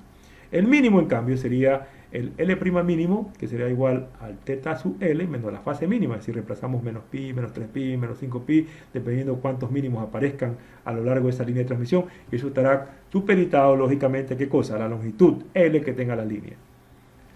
Pues bien, el B sub S es máximo cuando el coseno es 1, dijimos. Entonces, cuando el coseno es 1, aquí tenemos un trinomio cuadrado perfecto. Nos quedaría 1 más 2 veces el módulo de gamma L más el módulo de gamma L al cuadrado. Sería 1 más el módulo de gamma L, todo eso al cuadrado. Se simplificaría eso con la raíz cuadrada y lo que obtenemos entonces es que el BS máximo será igual al B0 más el módulo por 1 más el módulo del gamma L, lo que dijimos anteriormente. Y asimismo, el B sub S será mínimo cuando el coseno de ese ángulo compuesto sea menos 1. Entonces tendríamos un trinomio cuadrado perfecto con signo menos aquí. Nos queda entonces que el BS es mínimo, que cuando esto es el módulo del B0 más multiplicado por 1 menos el módulo del gamma sub L. La razón de onda estacionaria se define como la razón o relación entre el voltaje máximo espacial para el voltaje mínimo espacial. Y se lo sigla con S minúscula, con ρ, razón de onda estacionaria, o en inglés SWR, Standing Wave Ratio. Entonces esto es igual al voltaje máximo, que era 1 más, bueno, era el B0 más por 1 más el módulo de gamma L, y aquí abajo sería el B0 menos el módulo por 1 menos el módulo de gamma L, se simplifican los B0 más. Y nos queda entonces que la razón o relación de onda estacionaria es el cociente entre 1 más el módulo de gamma L para 1 menos el módulo de gamma L. Bien, de igual manera es posible probar que las ubicaciones en las que se producen los máximos y mínimos de voltaje se producen los mínimos o máximos de corriente respectivamente, fue lo que les mencioné anteriormente. Donde aparece un máximo de voltaje aparece un mínimo de corriente, y donde aparece un mínimo de voltaje aparece un máximo de corriente. Asimismo, la corriente máxima está dada por esta expresión y la corriente mínima está dada por esta expresión muy similar a la de voltajes y corriente, y el ρ es el mismo, indiscutiblemente es el mismo, no puede cambiar porque es la relación entre los máximos para los mínimos. Bien, a continuación procederemos a calcular el coeficiente de transmisión por voltaje en la carga. El coeficiente de transmisión por voltaje en carga se define como el voltaje en la carga, el B sub L, dividido para el voltaje que llegó a la carga, es decir, el voltaje de desplazamiento positivo. ¿Sí? Es lo que indica aquí. La razón o relación entre la onda de voltaje en los terminales de carga, es decir, el B sub L, que no es más que la suma de los dos voltajes, el voltaje de desplazamiento positivo y el voltaje de desplazamiento regresivo, dividido para el voltaje de desplazamiento positivo de la onda progresiva. Entonces sería el gamma L, el coeficiente de transmisión por voltaje en la carga, va a ser igual al B0 más por Euler a la menos gamma L, más B0 menos por Euler a la gamma L, dividido para B0 más por Euler a la menos gamma L. Haciendo un divisor aquí, obtendríamos 1 más B0 menos para B0 más por Euler a la 2 gamma L. Resulta ser de que esto que está aquí, ya sabemos que es el coeficiente de reflexión por voltaje en la carga. Por lo tanto, el coeficiente de transmisión por voltaje en la carga es 1 más el coeficiente de reflexión por voltaje en la carga, o lo mismo que decir 1 más el ZL menos Z sub 0 sobre ZL más Z sub 0, que lo vimos. Haciendo un poco de matemática nos queda que es 2 veces ZL, Z sub L, sobre Z sub L más Z sub 0. ¿Ok? Bien, asimismo, en diversas ubicaciones a lo largo de la línea de transmisión están presentes valores máximos y mínimos de impedancia de entrada, justo donde se producen los máximos y mínimos de voltajes, mínimos y máximos de corriente respectivamente. Es decir, usted tiene una impedancia máxima, ustedes tienen una impedancia máxima de entrada cuando el voltaje es máximo o la corriente es mínima, y tienen una impedancia mínima de entrada cuando el voltaje es mínimo y la corriente es máxima respectivamente. ¿Ok? Entonces, ¿cómo calculamos esas impedancias? Pues la impedancia de entrada es máxima cuando tenemos el voltaje B sub S de Z es máximo, para la corriente I sub S de Z es mínimo, y asimismo la impedancia de entrada es mínima para la razón o relación entre el voltaje de entrada, el voltaje espacial mínimo para la corriente espacial máximo. El voltaje de entrada, el máximo, dijimos que era el B0 más por 1 más el módulo del gamma L, y esta corriente pues era el B0 más por 1 menos el módulo del gamma L. Haciendo un poco de matemática, tenemos que esa relación es ¿qué cosa? Es la razón o relación estacionaria. Por lo tanto, la impedancia de entrada máxima será SBCZ sub 0. Haciendo un poco de matemática, se la dejo a ustedes, el tratamiento es sencillo. Y la impedancia de entrada mínima será igual a Z sub 0 sobre S, o sea, sobre la razón o relación de onda estacionaria. Bien, veamos unos casos especiales. La línea de transmisión sin pérdida en cortocircuito. Tenemos la línea de transmisión, ¿no es verdad? Sin pérdida, es decir que el gamma es J beta y la impedancia de entrada es un número real puro. Tenemos Z igual a 0, Z igual a L, y aquí tenemos un cortocircuito que es la carga. Por eso se llama una línea de transmisión en cortocircuito. La impedancia de entrada para una línea de transmisión sin pérdida estaba dado por esta razón o relación. Entonces, ¿qué hacemos? Evaluamos en Z sub L igual a 0, porque la carga es 0. Nos queda entonces que la impedancia de entrada, que la vamos a denominar ahora Z sub CC, es decir, la impedancia de cortocircuito, es igual a J Z sub 0 tangente de beta por L. Es decir, que la impedancia de entrada, denominada impedancia de cortocircuito, es un número imaginario puro, ¿sí? Es una reactancia pura, que puede ser positiva o negativa, dependiendo de la longitud física de la línea de transmisión, es decir, dependiendo de L. L es la longitud física de la línea de transmisión y beta L es la longitud eléctrica de la línea de transmisión. ¿Ok? Entonces, dependiendo de la longitud eléctrica, beta L, o la longitud física de la línea de transmisión, el valor de la impedancia de cortocircuito, o de la impedancia de entrada, o la impedancia de C sub C, puede ser un número imaginario positivo o un número imaginario negativo. Es decir, va a haber un comportamiento inductivo o un comportamiento capacitivo. Y aquí está la gráfica de esto que está aquí. El Z sub CC dividido en función del beta por L, de la longitud eléctrica de la línea de transmisión. Entre 0 y pi tenemos un comportamiento inductivo, entre pi medio y pi tenemos un comportamiento capacitivo, entre pi y 3 pi medio tenemos un comportamiento inductivo, entre 3 pi medio y 2 pi un comportamiento capacitivo, y entre 2 pi en adelante tenemos un comportamiento inductivo y se repite, ¿no? Porque es periódico. Entonces, recordemos eso, ¿no? Que la impedancia de entrada, cuando nosotros tenemos un cortocircuito en la línea de transmisión, siempre verá ¿qué cosa? Un inductor o un capacitor. ¿Ok? El gamma sub L, es decir, el coeficiente de reflexión por voltaje en la carga, dado por esto, en Z sub L igual a 0, nos queda, Z sub L igual a 0, nos queda menos 1, es decir, 1 a 180 grados. Es decir, que el coeficiente por reflexión, ¿sí?, se invierte, es decir, es 1 a 180 grados. Es decir, toda la energía, potencia e información que se envía del generador hacia la carga se regresa cambiada su fase. ¿Okay? La razón de onda estacionaria, dado por esta razón o relación, recordando que nuestro módulo de gamma es 1, nos queda ¿qué cosa? Nos queda un valor infinito. ¿Sí? La razón o relación estacionaria es infinita. Bien, veamos entonces la línea de transmisión en circuito abierto. Es decir, tenemos la línea de transmisión y aquí tenemos que el Z sub L es infinito. La impedancia de entrada para el Z sub L infinito se va a llamar la impedancia en circuito abierto, impedancia sub CA. Haciendo un poco de matemática nos queda menos JZ sub 0 cotangente de beta por L. Es decir, que nuestra impedancia de entrada cuando la carga, o cuando tenemos los terminales abiertos, cuando la carga es infinita, terminales abiertos, ¿verdad?, es un número imaginario puro, donde puede ser positivo o puede ser negativo. Es decir, que lo que veríamos siempre aquí, cuando tengamos un circuito abierto acá, es un inductor o un capacitor. ¿Dependiendo de qué? Dependiendo de la longitud física de la línea de transmisión o dependiendo de su longitud eléctrica. Aquí hemos graficado el comportamiento de la impedancia de entrada, Z sub CA, que es la impedancia de circuito abierto de una línea de transmisión, donde entre 0 y pi medio tiene un comportamiento capacitivo, ¿sí?, donde entre pi medio y pi tiene un comportamiento inductivo, entre pi y 3 pi medio un comportamiento capacitivo, entre 3 pi medio y 2 pi tiene un comportamiento inductivo. Depende, lógicamente, de la longitud física de la línea de transmisión, L, o de la longitud eléctrica de la línea de transmisión, que es beta por L.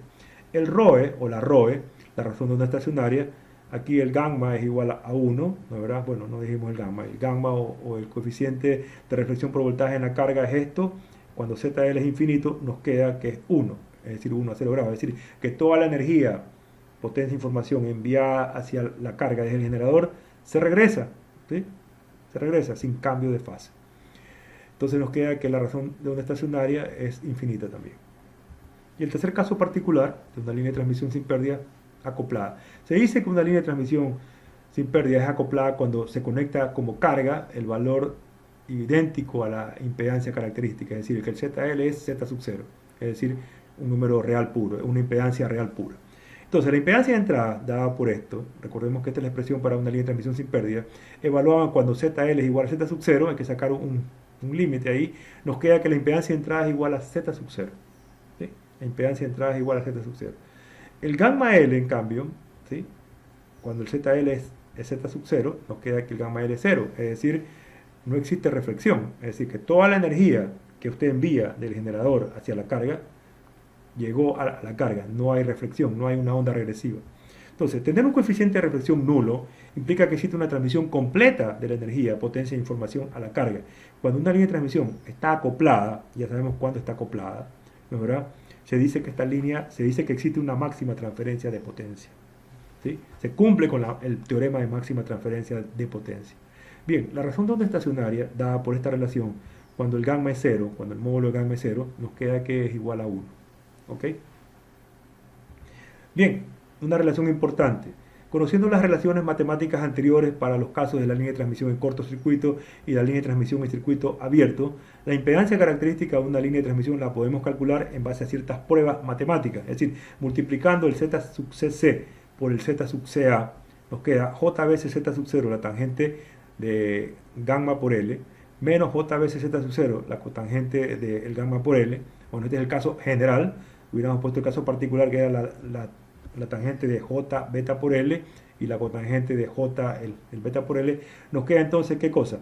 Que este producto es igual a ¿qué cosa? La cotangente con la tangente se simplificaría, el J cuadrado es menos 1 con el menos se simplifica, y nos queda entonces que Z sub 0 al cuadrado es el producto de la impedancia en cortocircuito por la impedancia en circuito abierto. Sacando raíz cuadrada a cada miembro, nos queda que la impedancia característica de una línea de transmisión es igual, o se la puede encontrar como la media geométrica entre la impedancia de cortocircuito y la impedancia de circuito abierto. Una fórmula muy importante en el desempeño profesional y también en los problemas que vamos a realizar a continuación. Bien, ahora sí nos toca la realización de ejercicios, es decir, la aplicación de todo lo que hemos visto en el contenido teórico. Pues bien, comencemos con el ejercicio número 1, el ejemplo número 1. Dice, determinar los parámetros distribuidos, R, L, G y C, a una frecuencia, decimos distribuidos porque ya sabemos, ¿no?, que se encuentran distribuidos uniformemente a lo largo de la línea de transmisión, a una frecuencia de operación de 100 MHz de una línea de transmisión cuya impedancia característica Z sub 0 es 18.6 menos J 0.253 ohmios y cuya constante de propagación gamma es igual a 0.0638 más J 4.68 metros a la menos 1. Bien, ¿qué tipo de formulación tenemos que aplicar? O mejor dicho, ¿a qué tipo de línea de transmisión corresponde este ejercicio? Primero que todo tenemos que visualizar que se trata de una línea de transmisión en la cual el gamma es un número complejo. ¿Cuáles de las tres líneas de transmisión teníamos un gamma complejo? En la línea de transmisión disipativa y la línea de transmisión sin distorsión, ¿no, verdad? Eran las únicas dos líneas de transmisión que tenían el coeficiente de propagación, era un número complejo. Pero vemos aquí que adicionalmente a eso, la impedancia característica es un número complejo. Y la línea de transmisión, la única línea de transmisión que tenía un número complejo era la línea de transmisión disipativa. Porque las otras dos, la línea de transmisión sin pérdida y la línea de transmisión sin distorsión, tenían la impedancia característica un número real puro. Por lo tanto, para este ejercicio tenemos que aplicar el caso más general, es decir, la línea de transmisión sin la línea de transmisión disipativa. Entonces, multiplicamos el gamma Z sub 0, ese es un truco, es igual, el gamma está dado por esta expresión, ¿no es verdad? Y el Z sub 0 está dado por esta expresión. ¿Sí? Se simplificaría el denominador y lo que me queda es la raíz cuadrada de R más J omega L al cuadrado. Por lo tanto, me queda que el gamma Z sub 0 es igual a R más J omega L. Entonces, el gamma Z sub 0, el gamma es este valor, el Z sub 0 es este valor, es igual a R más J omega L. El producto de estos dos números complejos da como resultado 2.371 más J87.032. Por comparación, la parte real con la parte real, tenemos que el valor de la resistencia por unidad de longitud, es decir, el parámetro R, es igual a 2.371 ohmios por metro, y la inductancia, recordemos que este valor tenemos que igualarlo a 2pi frecuencia por L, es decir, que L será 87.032 para 2pi por 100 por 10 a la sexta hercios. Entonces nos queda que la inductancia es 138.52 nanohenrios por metro. Asimismo, hacemos ahora gamma sobre z sub 0, que es otro truco este matemático. Gamma está dado por esta expresión y z sub 0 por esta otra expresión. Se simplifica los R y nos queda arriba, ¿qué cosa? La raíz cuadrada de g más j omega c al cuadrado. Al sacar la raíz cuadrada me queda simplemente g más j omega c. El gamma es este valor, el z sub 0 es este otro valor, y esto es igual a g más j omega c. Por lo tanto, esta razón o relación entre dos números complejos me queda 7.63 por 10 a la menos 6 más j 0.252 y esto es igual a g más j omega c. Por lo tanto, por comparación, g es igual a 7.63 por 10 a la menos 6, o sea, 7.63 microsiemens por metro. ¿Está claro? Y c nos queda que es igual a 401 picofaradios por metro. ¿Sí? ¿Ok? Hemos realizado el primer ejercicio, hemos encontrado RL, G y C. Vamos con el segundo ejercicio. El segundo ejercicio dice una línea de transmisión que opera a 500 MHz, tiene una impedancia característica Z sub 0 igual a 80, alfa igual a 0.4 Nepper por metro y beta igual a 1.5 radianes por metro. Determinar los parámetros de la línea de transmisión. Bien, tenemos una línea de transmisión cuya impedancia característica es un número real puro, por lo tanto puede ser una línea de transmisión sin pérdida o una línea de transmisión sin distorsión. Pero la línea de transmisión sin pérdida, el alfa es 0, por lo tanto me queda solamente que es una línea de transmisión sin distorsión. Entonces aplicamos la fórmula de línea de transmisión sin distorsión, pero aplicamos el truco nuevamente. En vez de poner gamma por z sub 0, ponemos beta por z sub 0. ¿Sí? Entonces beta por z sub 0, ¿a qué es igual? Beta es omega, la raíz cuadrada de L por C, por la raíz cuadrada de z sub 0, que es LC. ¿Sí? Haciendo un poco de ejercicio este matemático, nos queda que beta z sub 0 es omega por L. Es decir, que L es el beta z sub 0 sobre omega. Reemplazando, L es igual al beta, que es 1.5, por el z sub 0, que es 80, dividido para omega, que es 2pi frecuencia. La frecuencia es 500, ¿sí? Por 10 a la sexta. Nos queda entonces que L es 38.2 nanohenrios por metro. Así como hacíamos anteriormente, ahora sería beta sobre z sub 0. Beta está dado por esta expresión y z sub 0 por esta otra. Haciendo un poco de relación a esta matemática, nos queda que beta sobre z sub 0 es omega por c. Despejándose nos queda que es beta sobre omega z sub 0. Por lo tanto, la capacitancia la podemos calcular como beta, 1.5, dividido para omega, que es 2pi frecuencia, que es 500 por 10 a la sexta, y por z sub 0, que es 80. Nos queda entonces que c, la capacitancia, es 5.97 picofaradios por metro. R es igual a alfa veces R sub 0, una de las fórmulas que le dije que era una fórmula especial, que había que tenerla muy en cuenta para la resolución de ejercicio. Nuestro alfa es 0.04 dado como el problema. Lo multiplicamos por 80 únicamente, ¿sí? Que era R sub 0, porque aquí el X sub 0 es 0, obtenemos el valor de R, que es 3.2 ohmios por metro. Asimismo, G es alfa sobre R sub 0, alfa es 0.04 y R sub 0 es 80, nos queda que G es 5 por 10 a la menos 4 siemens por metro. Bien, el ejemplo número 3. Cierta línea plana sin pérdida de 78 ohmios no cumple un requerimiento básico. ¿Qué fracción de la anchura es esto, W, de la línea, de una línea plana, debería añadirse o eliminarse para obtener una impedancia característica de 75 ohmios? Es decir, lo que tenemos es mantener todos los demás parámetros constantes y lo que variaríamos sería W. Entonces, para una línea de transmisión sin pérdidas, ¿no?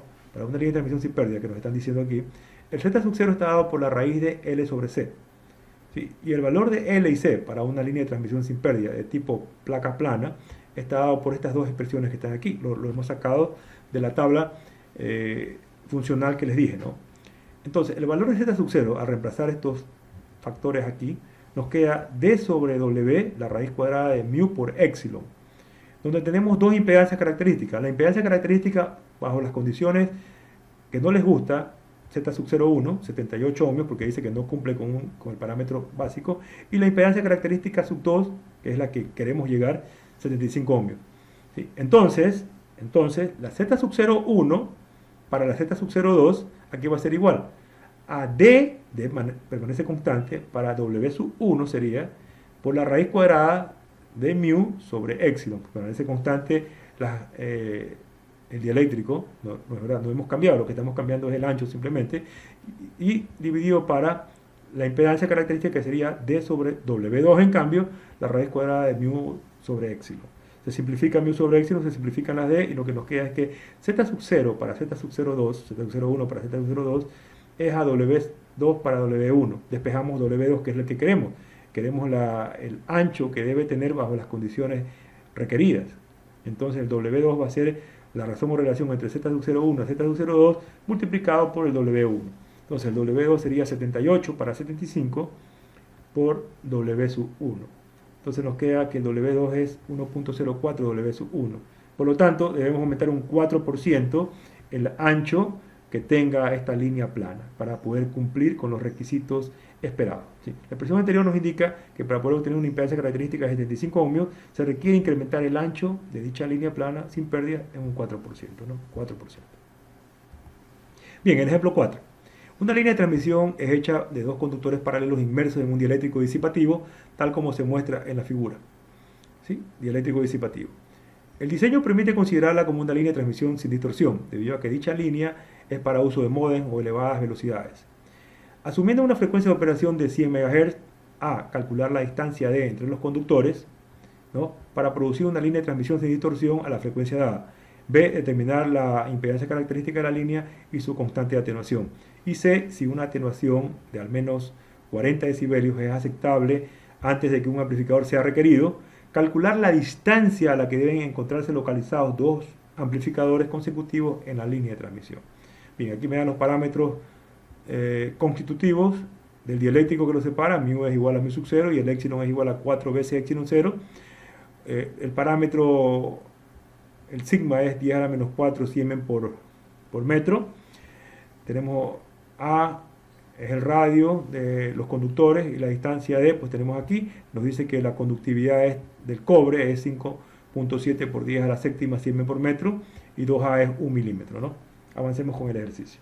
Como se trata de una línea de transmisión sin distorsión, se cumple que RC es igual a LG. ¿Sí? RC es LG. Por lo tanto, R sobre L es G sobre C. ¿Sí? O lo mismo que decir G sobre C. Al principio les dije que G sobre C siempre se cumple que es sigma sobre epsilon, ¿no es verdad? Pues R, de acuerdo a la tabla que les dije, esta tabla funcional, está dado por 1 sobre pi A delta sigma sub C. Recordemos que es la segunda línea, es decir, para cuando tenemos frecuencias altas, ¿sí?, alta frecuencia. Y la L era también era la L externa para frecuencias altas, estaba dado como el cociente entre mu sobre pi, el coseno hiperbólico a la menos 1 de D sobre 2A. Reemplazando esto aquí, obtenemos entonces esto, ¿sí? Haciendo un poco de tratamiento matemático, tendríamos 1 sobre pi, sigma sub C a el delta, que es la profundidad de penetración o profundidad pericular, coseno hiperbólico a la menos 1 de D sobre 2A es igual a sigma sobre epsilon. El delta sabemos que es 1 sobre la raíz cuadrada de pi frecuencia mu por sigma, sube al numerador, nos queda la raíz cuadrada de pi frecuencia mu. ¿Cuál mu? El mu de los conductores y el sigma de los conductores. ¿Sí? Hay que tener muy en cuenta eso, ¿sí?, porque por ahí está propagándose la onda electromagnética a través de los conductores. Aquí abajo queda igual mu, el sigma sub C, el A, el coseno hiperbólico a la menos 1 de D sobre 2A. ¿Sí? Haciendo un poco de tratamiento matemático, llegamos finalmente al despeje de que la distancia de esos conductores va a ser igual a 2 veces A, el coseno hiperbólico de epsilon sobre sigma A, por la raíz cuadrada de pi frecuencia mu sigma sub C. Reemplazando, nos queda que D es igual a 2A, pues sabemos que es 1 por 10 a la menos 3, era 1 milímetro creo, era 1 milímetro, lógicamente 2A, 1 por 10 a la menos 3, el coseno hiperbólico de epsilon era 4 veces epsilon 0, 4 por 8.85 por 10 a la menos 12, sobre sigma, que es 10 a la menos 4, el dieléctrico, para el A, que era 0.5, era la mitad de esto, 0.5 por 10 a la menos 3, la raíz cuadrada de pi, la frecuencia era 100 MHz, sobre mu, que es 4pi por 10 a la menos 7, mu es mu sub 0, y el sigma sub C pues es 5.7 por 10 a la séptima mho por metro o siemens por metro. Nos da entonces que la distancia D a la que tienen que estar los conductores es 2.317 por 10 a la menos 3 metros, o lo mismo que decir 2.317 milímetros. Bien, la impedancia característica de una línea de transmisión sin distorsión, vimos que era la raíz cuadrada de L sobre C. L ya vimos que era esto, y C lo sacamos de la tabla, estaba dado por esta relación, haciendo un poco de expresión matemática. Al subir esto nos queda coseno hiperbólico a la menos 1 al cuadrado, puede salir esto y nos queda que la impedancia característica está dada por 1 sobre pi, la raíz cuadrada de mu sobre epsilon, el coseno hiperbólico a la menos 1, de d sobre 2a. Reemplazando la información, nos queda 1 sobre pi, la raíz cuadrada del mu, que era el mu sub 0, el epsilon era 4 veces epsilon 0, coseno hiperbólico a la menos 1 del d, que ya lo encontramos, y el 2a que era 1 por 10 a la menos 3. Recordemos que estamos poniendo aquí milímetros y milímetros, no hace falta poner el 10 a la menos 3 entonces. Nos queda entonces que la impedancia característica de esta línea de transmisión tiene un valor de 88.84 ohmios. Ojo, la impedancia característica de cualquier línea de transmisión es la misma en cualquier parte de la línea de transmisión. En cualquier porción que usted corte, la impedancia característica es la misma. ¿Ok? Entonces la impedancia característica es una propiedad fundamental de la línea de transmisión. Para calcular alfa, alfa es R sobre R sub 0, ¿sí? Donde R lo podemos calcular como 1 sobre pi sigma sub c a el delta, lo sacamos de la tabla, R a las frecuencias altas, lo reemplazamos aquí, nos queda que el alfa es 1 sobre eso, R sub 0, obviamente, ¿no? Y el delta es 1 sobre la raíz cuadrada de pi frecuencia mu por sigma subiría, y recordemos que el mu es mu sub c y el sigma es sigma sub c. Haciendo un poco de arreglo matemático, obtenemos que el alfa está dado por 1 sobre a r sub 0, la raíz cuadrada de mu sub 0 f, pi, el sigma sub c.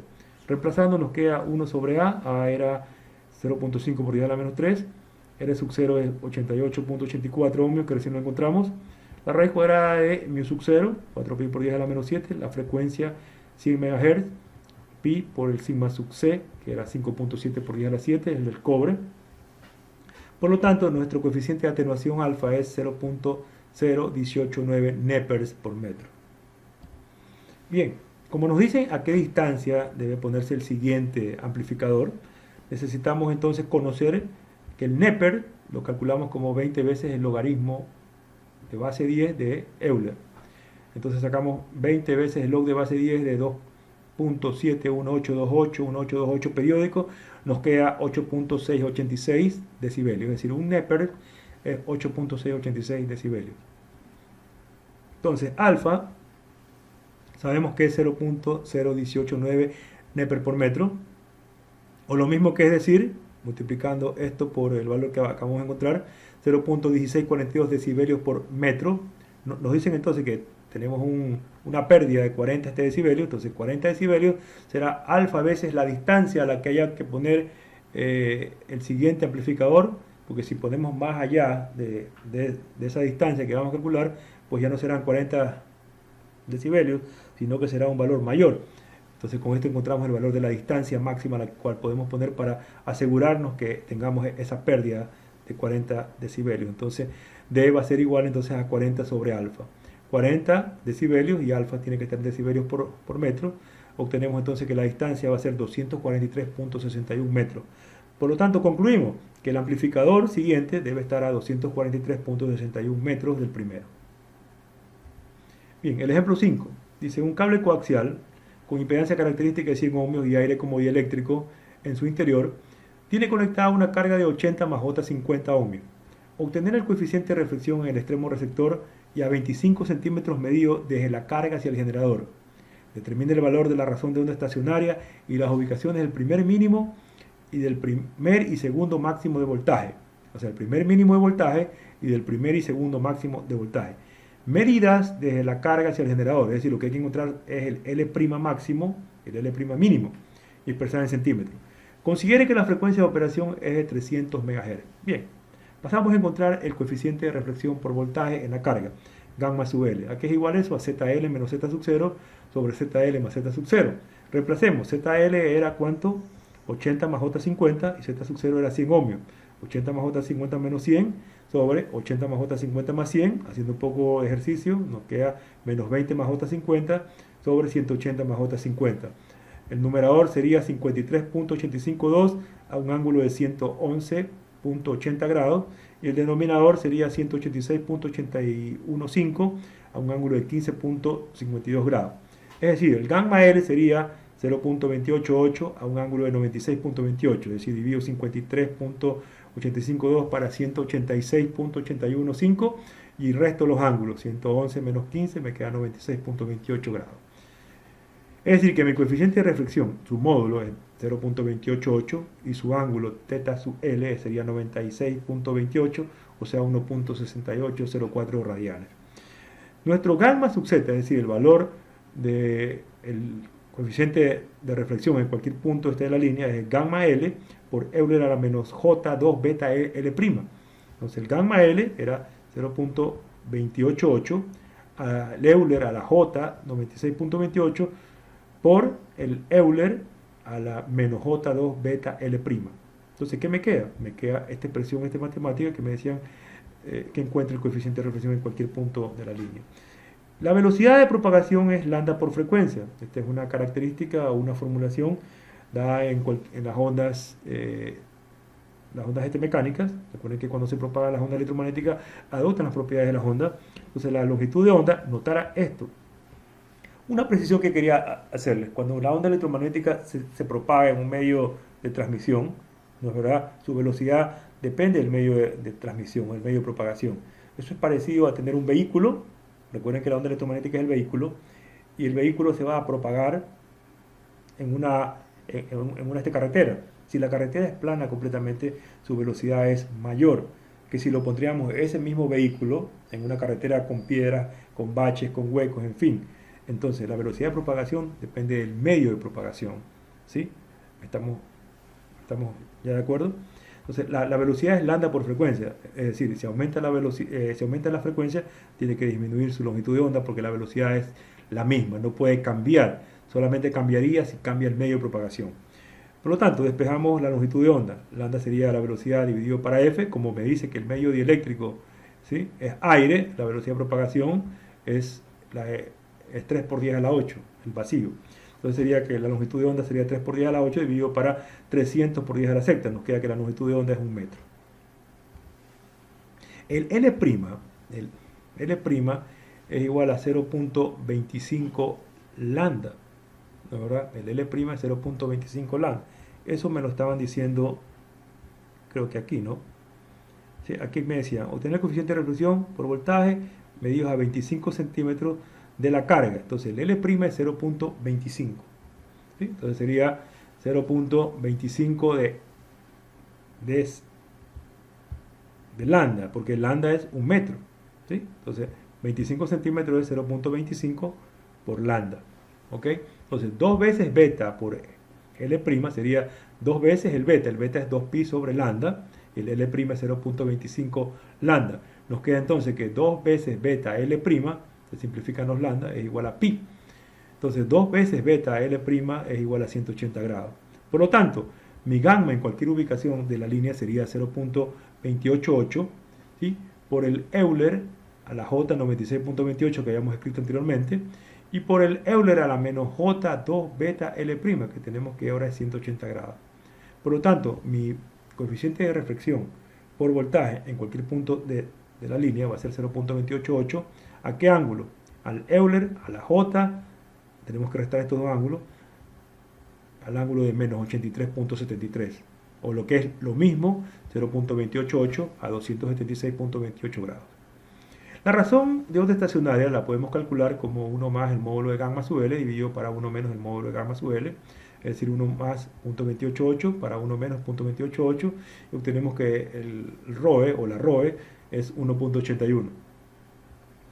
Las siguientes relaciones, que fueron las que mostramos anteriormente, son las que nos permiten encontrar las ubicaciones de los máximos y los mínimos. Los máximos estaban dados por esta expresión y los mínimos por esta expresión, recordando que la fase máxima teníamos que reemplazar 0, menos 2pi, menos 4pi, menos 6pi, menos 8pi, y acá en cambio en la fase mínima tenemos que reemplazar menos pi, menos 3pi, menos 5pi, menos 7pi, etc.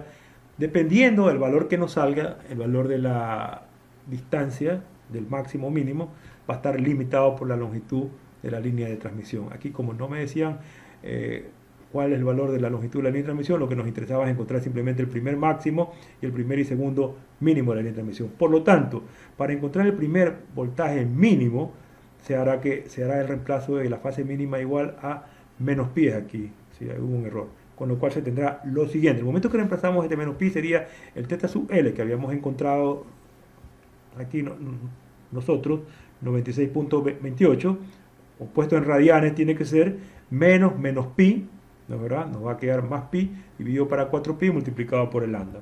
Eso es lo que vamos a hacer aquí en este momento. Entonces sería 1.684, que sería el primer mínimo, menos pi, como les dije, dividido para 4pi multiplicado por el lambda. Por lo tanto, la longitud prima, el L' será 0.384 veces lambda. Ese sería el primer mínimo de voltaje, que se encuentra a 0.384 multiplicado por 1, sería 38.4 centímetros de la carga, lógicamente. De igual forma, el primer voltaje máximo se encontrará para cuando la fase máxima es 0. Y el segundo voltaje máximo se lo encontrará cuando la fase máxima es menos 2pi. Entonces reemplacemos aquí L' máximo, obviamente, es 1.6804, que es el θL, menos 0, y el otro será menos 2pi. Al hacer la operación tenemos que el L' será 0.134 lambda, y el siguiente L' será 0.634 lambda. Armando una tabla para poder comprender mejor.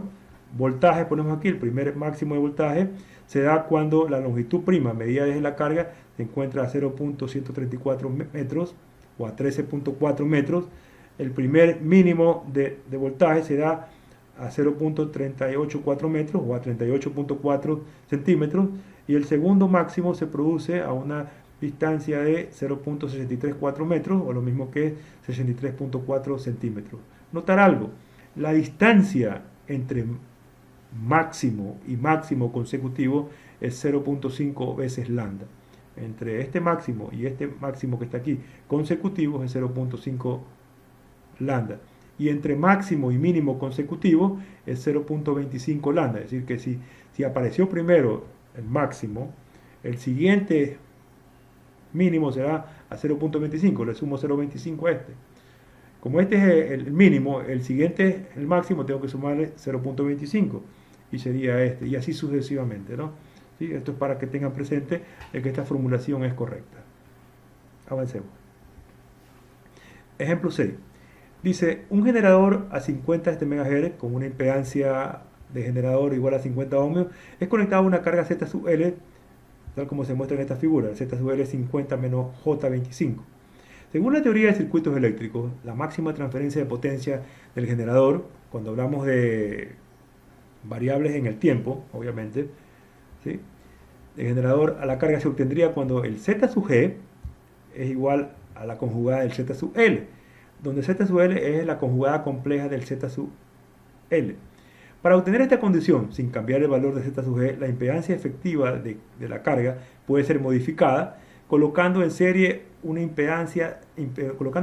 Z sub L una línea de transmisión en circuito abierto. Entonces, el problema es, tenemos el generador, tenemos aquí esta carga, y para poder cumplir con esta condición que me dice el problema, dice conecte una línea de transmisión en serie, ¿no es verdad?, pero en circuito abierto.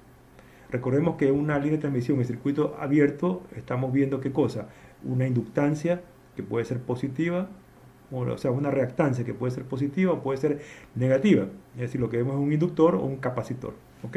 Y dependiendo de la longitud que tenga esta línea, será positiva esa reactancia o negativa esa reactancia, ¿ok? Si la impedancia característica de esta línea es 100 ohmios, determine la longitud más corta de la línea, la más pequeña L de la línea,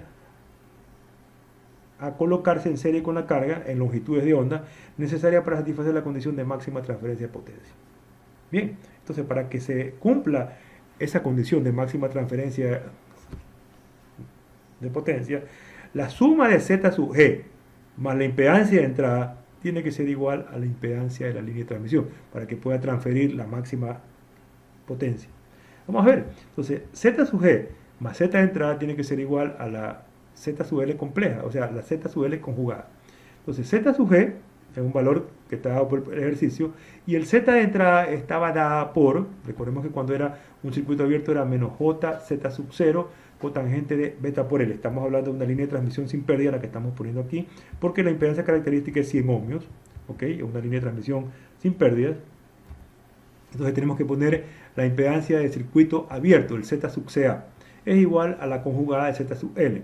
Haciendo un poco de ejercicio este matemático, nos queda que menos J, Z sub 0, cotangente de beta por L, Z sub L conjugada, menos el Z sub G.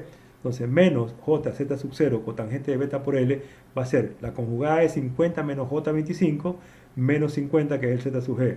Nos queda menos J, Z sub 0, cotangente de beta L, va a ser 50. Cuando conjugamos, se cambia el signo al número imaginario, más J 25, y menos 50, nos queda que menos J, Z sub 0, cotangente de beta L, es J 25. Por lo tanto, simplificando lo que tengamos que simplificar, nos queda que tangente de beta L es menos Z sub 0 sobre 25. Y el Z sub 0 era 100. Entonces nos queda menos 100 sobre 25, menos 4.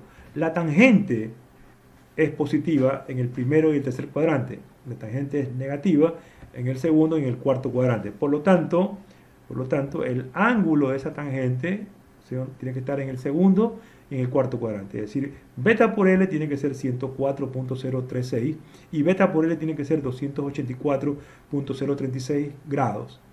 ¿Sí? Grados hexagesimales. Entonces, este que está aquí es inadmisible porque me están pidiendo la menor longitud posible, es decir, la longitud física menor o la longitud eléctrica menor. Por lo tanto, lo descartamos este. Nos queda entonces que beta por L es 104.036.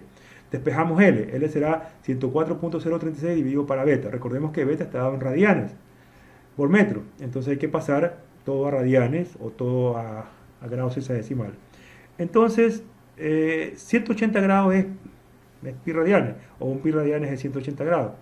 Nos va a quedar entonces 104.036 dividido para beta, pero el beta es 2pi sobre lambda. Nos piden que expresemos todo en función de lambda.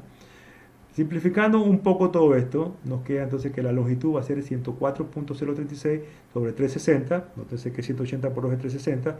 Los pi se simplifican y el lambda sube, multiplicado por el lambda. Por lo tanto, la longitud física de la línea de transmisión, la mínima posible, va a ser 0.289 veces lambda.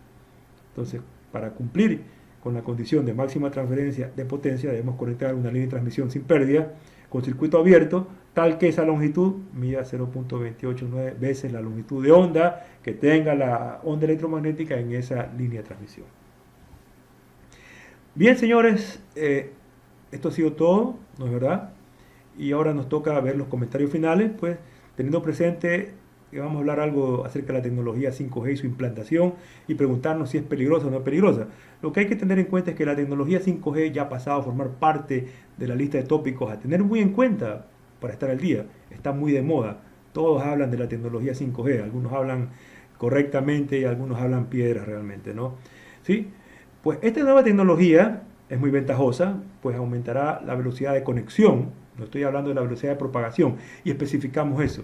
La velocidad de propagación depende del medio de propagación, ¿sí? Por lo tanto, si usted tiene un buen medio de propagación, no va a aumentar su velocidad de propagación. La velocidad de propagación depende del medio, ¿ok? Entonces, lo que va a aumentar aquí, esta nueva tecnología, es la velocidad de conexión. Permitirá navegar hasta 10 GB por segundo. Es decir, con esto quiere decir que nosotros podremos bajar una película en cuestiones de segundos, ¿sí? Podremos ver un video, un streaming que ahora se demora o a veces se nos queda. Será imperceptible realmente cualquier paralización que se pueda dar. Mejor dicho, ni se va a dar ningún tipo de paralización. Como segunda cosa, se reducirá al mínimo el tiempo de latencia, es decir, el tiempo en poder conectarse a Internet. Y esto se hará justo gracias al IoT, es decir, al Internet de las cosas.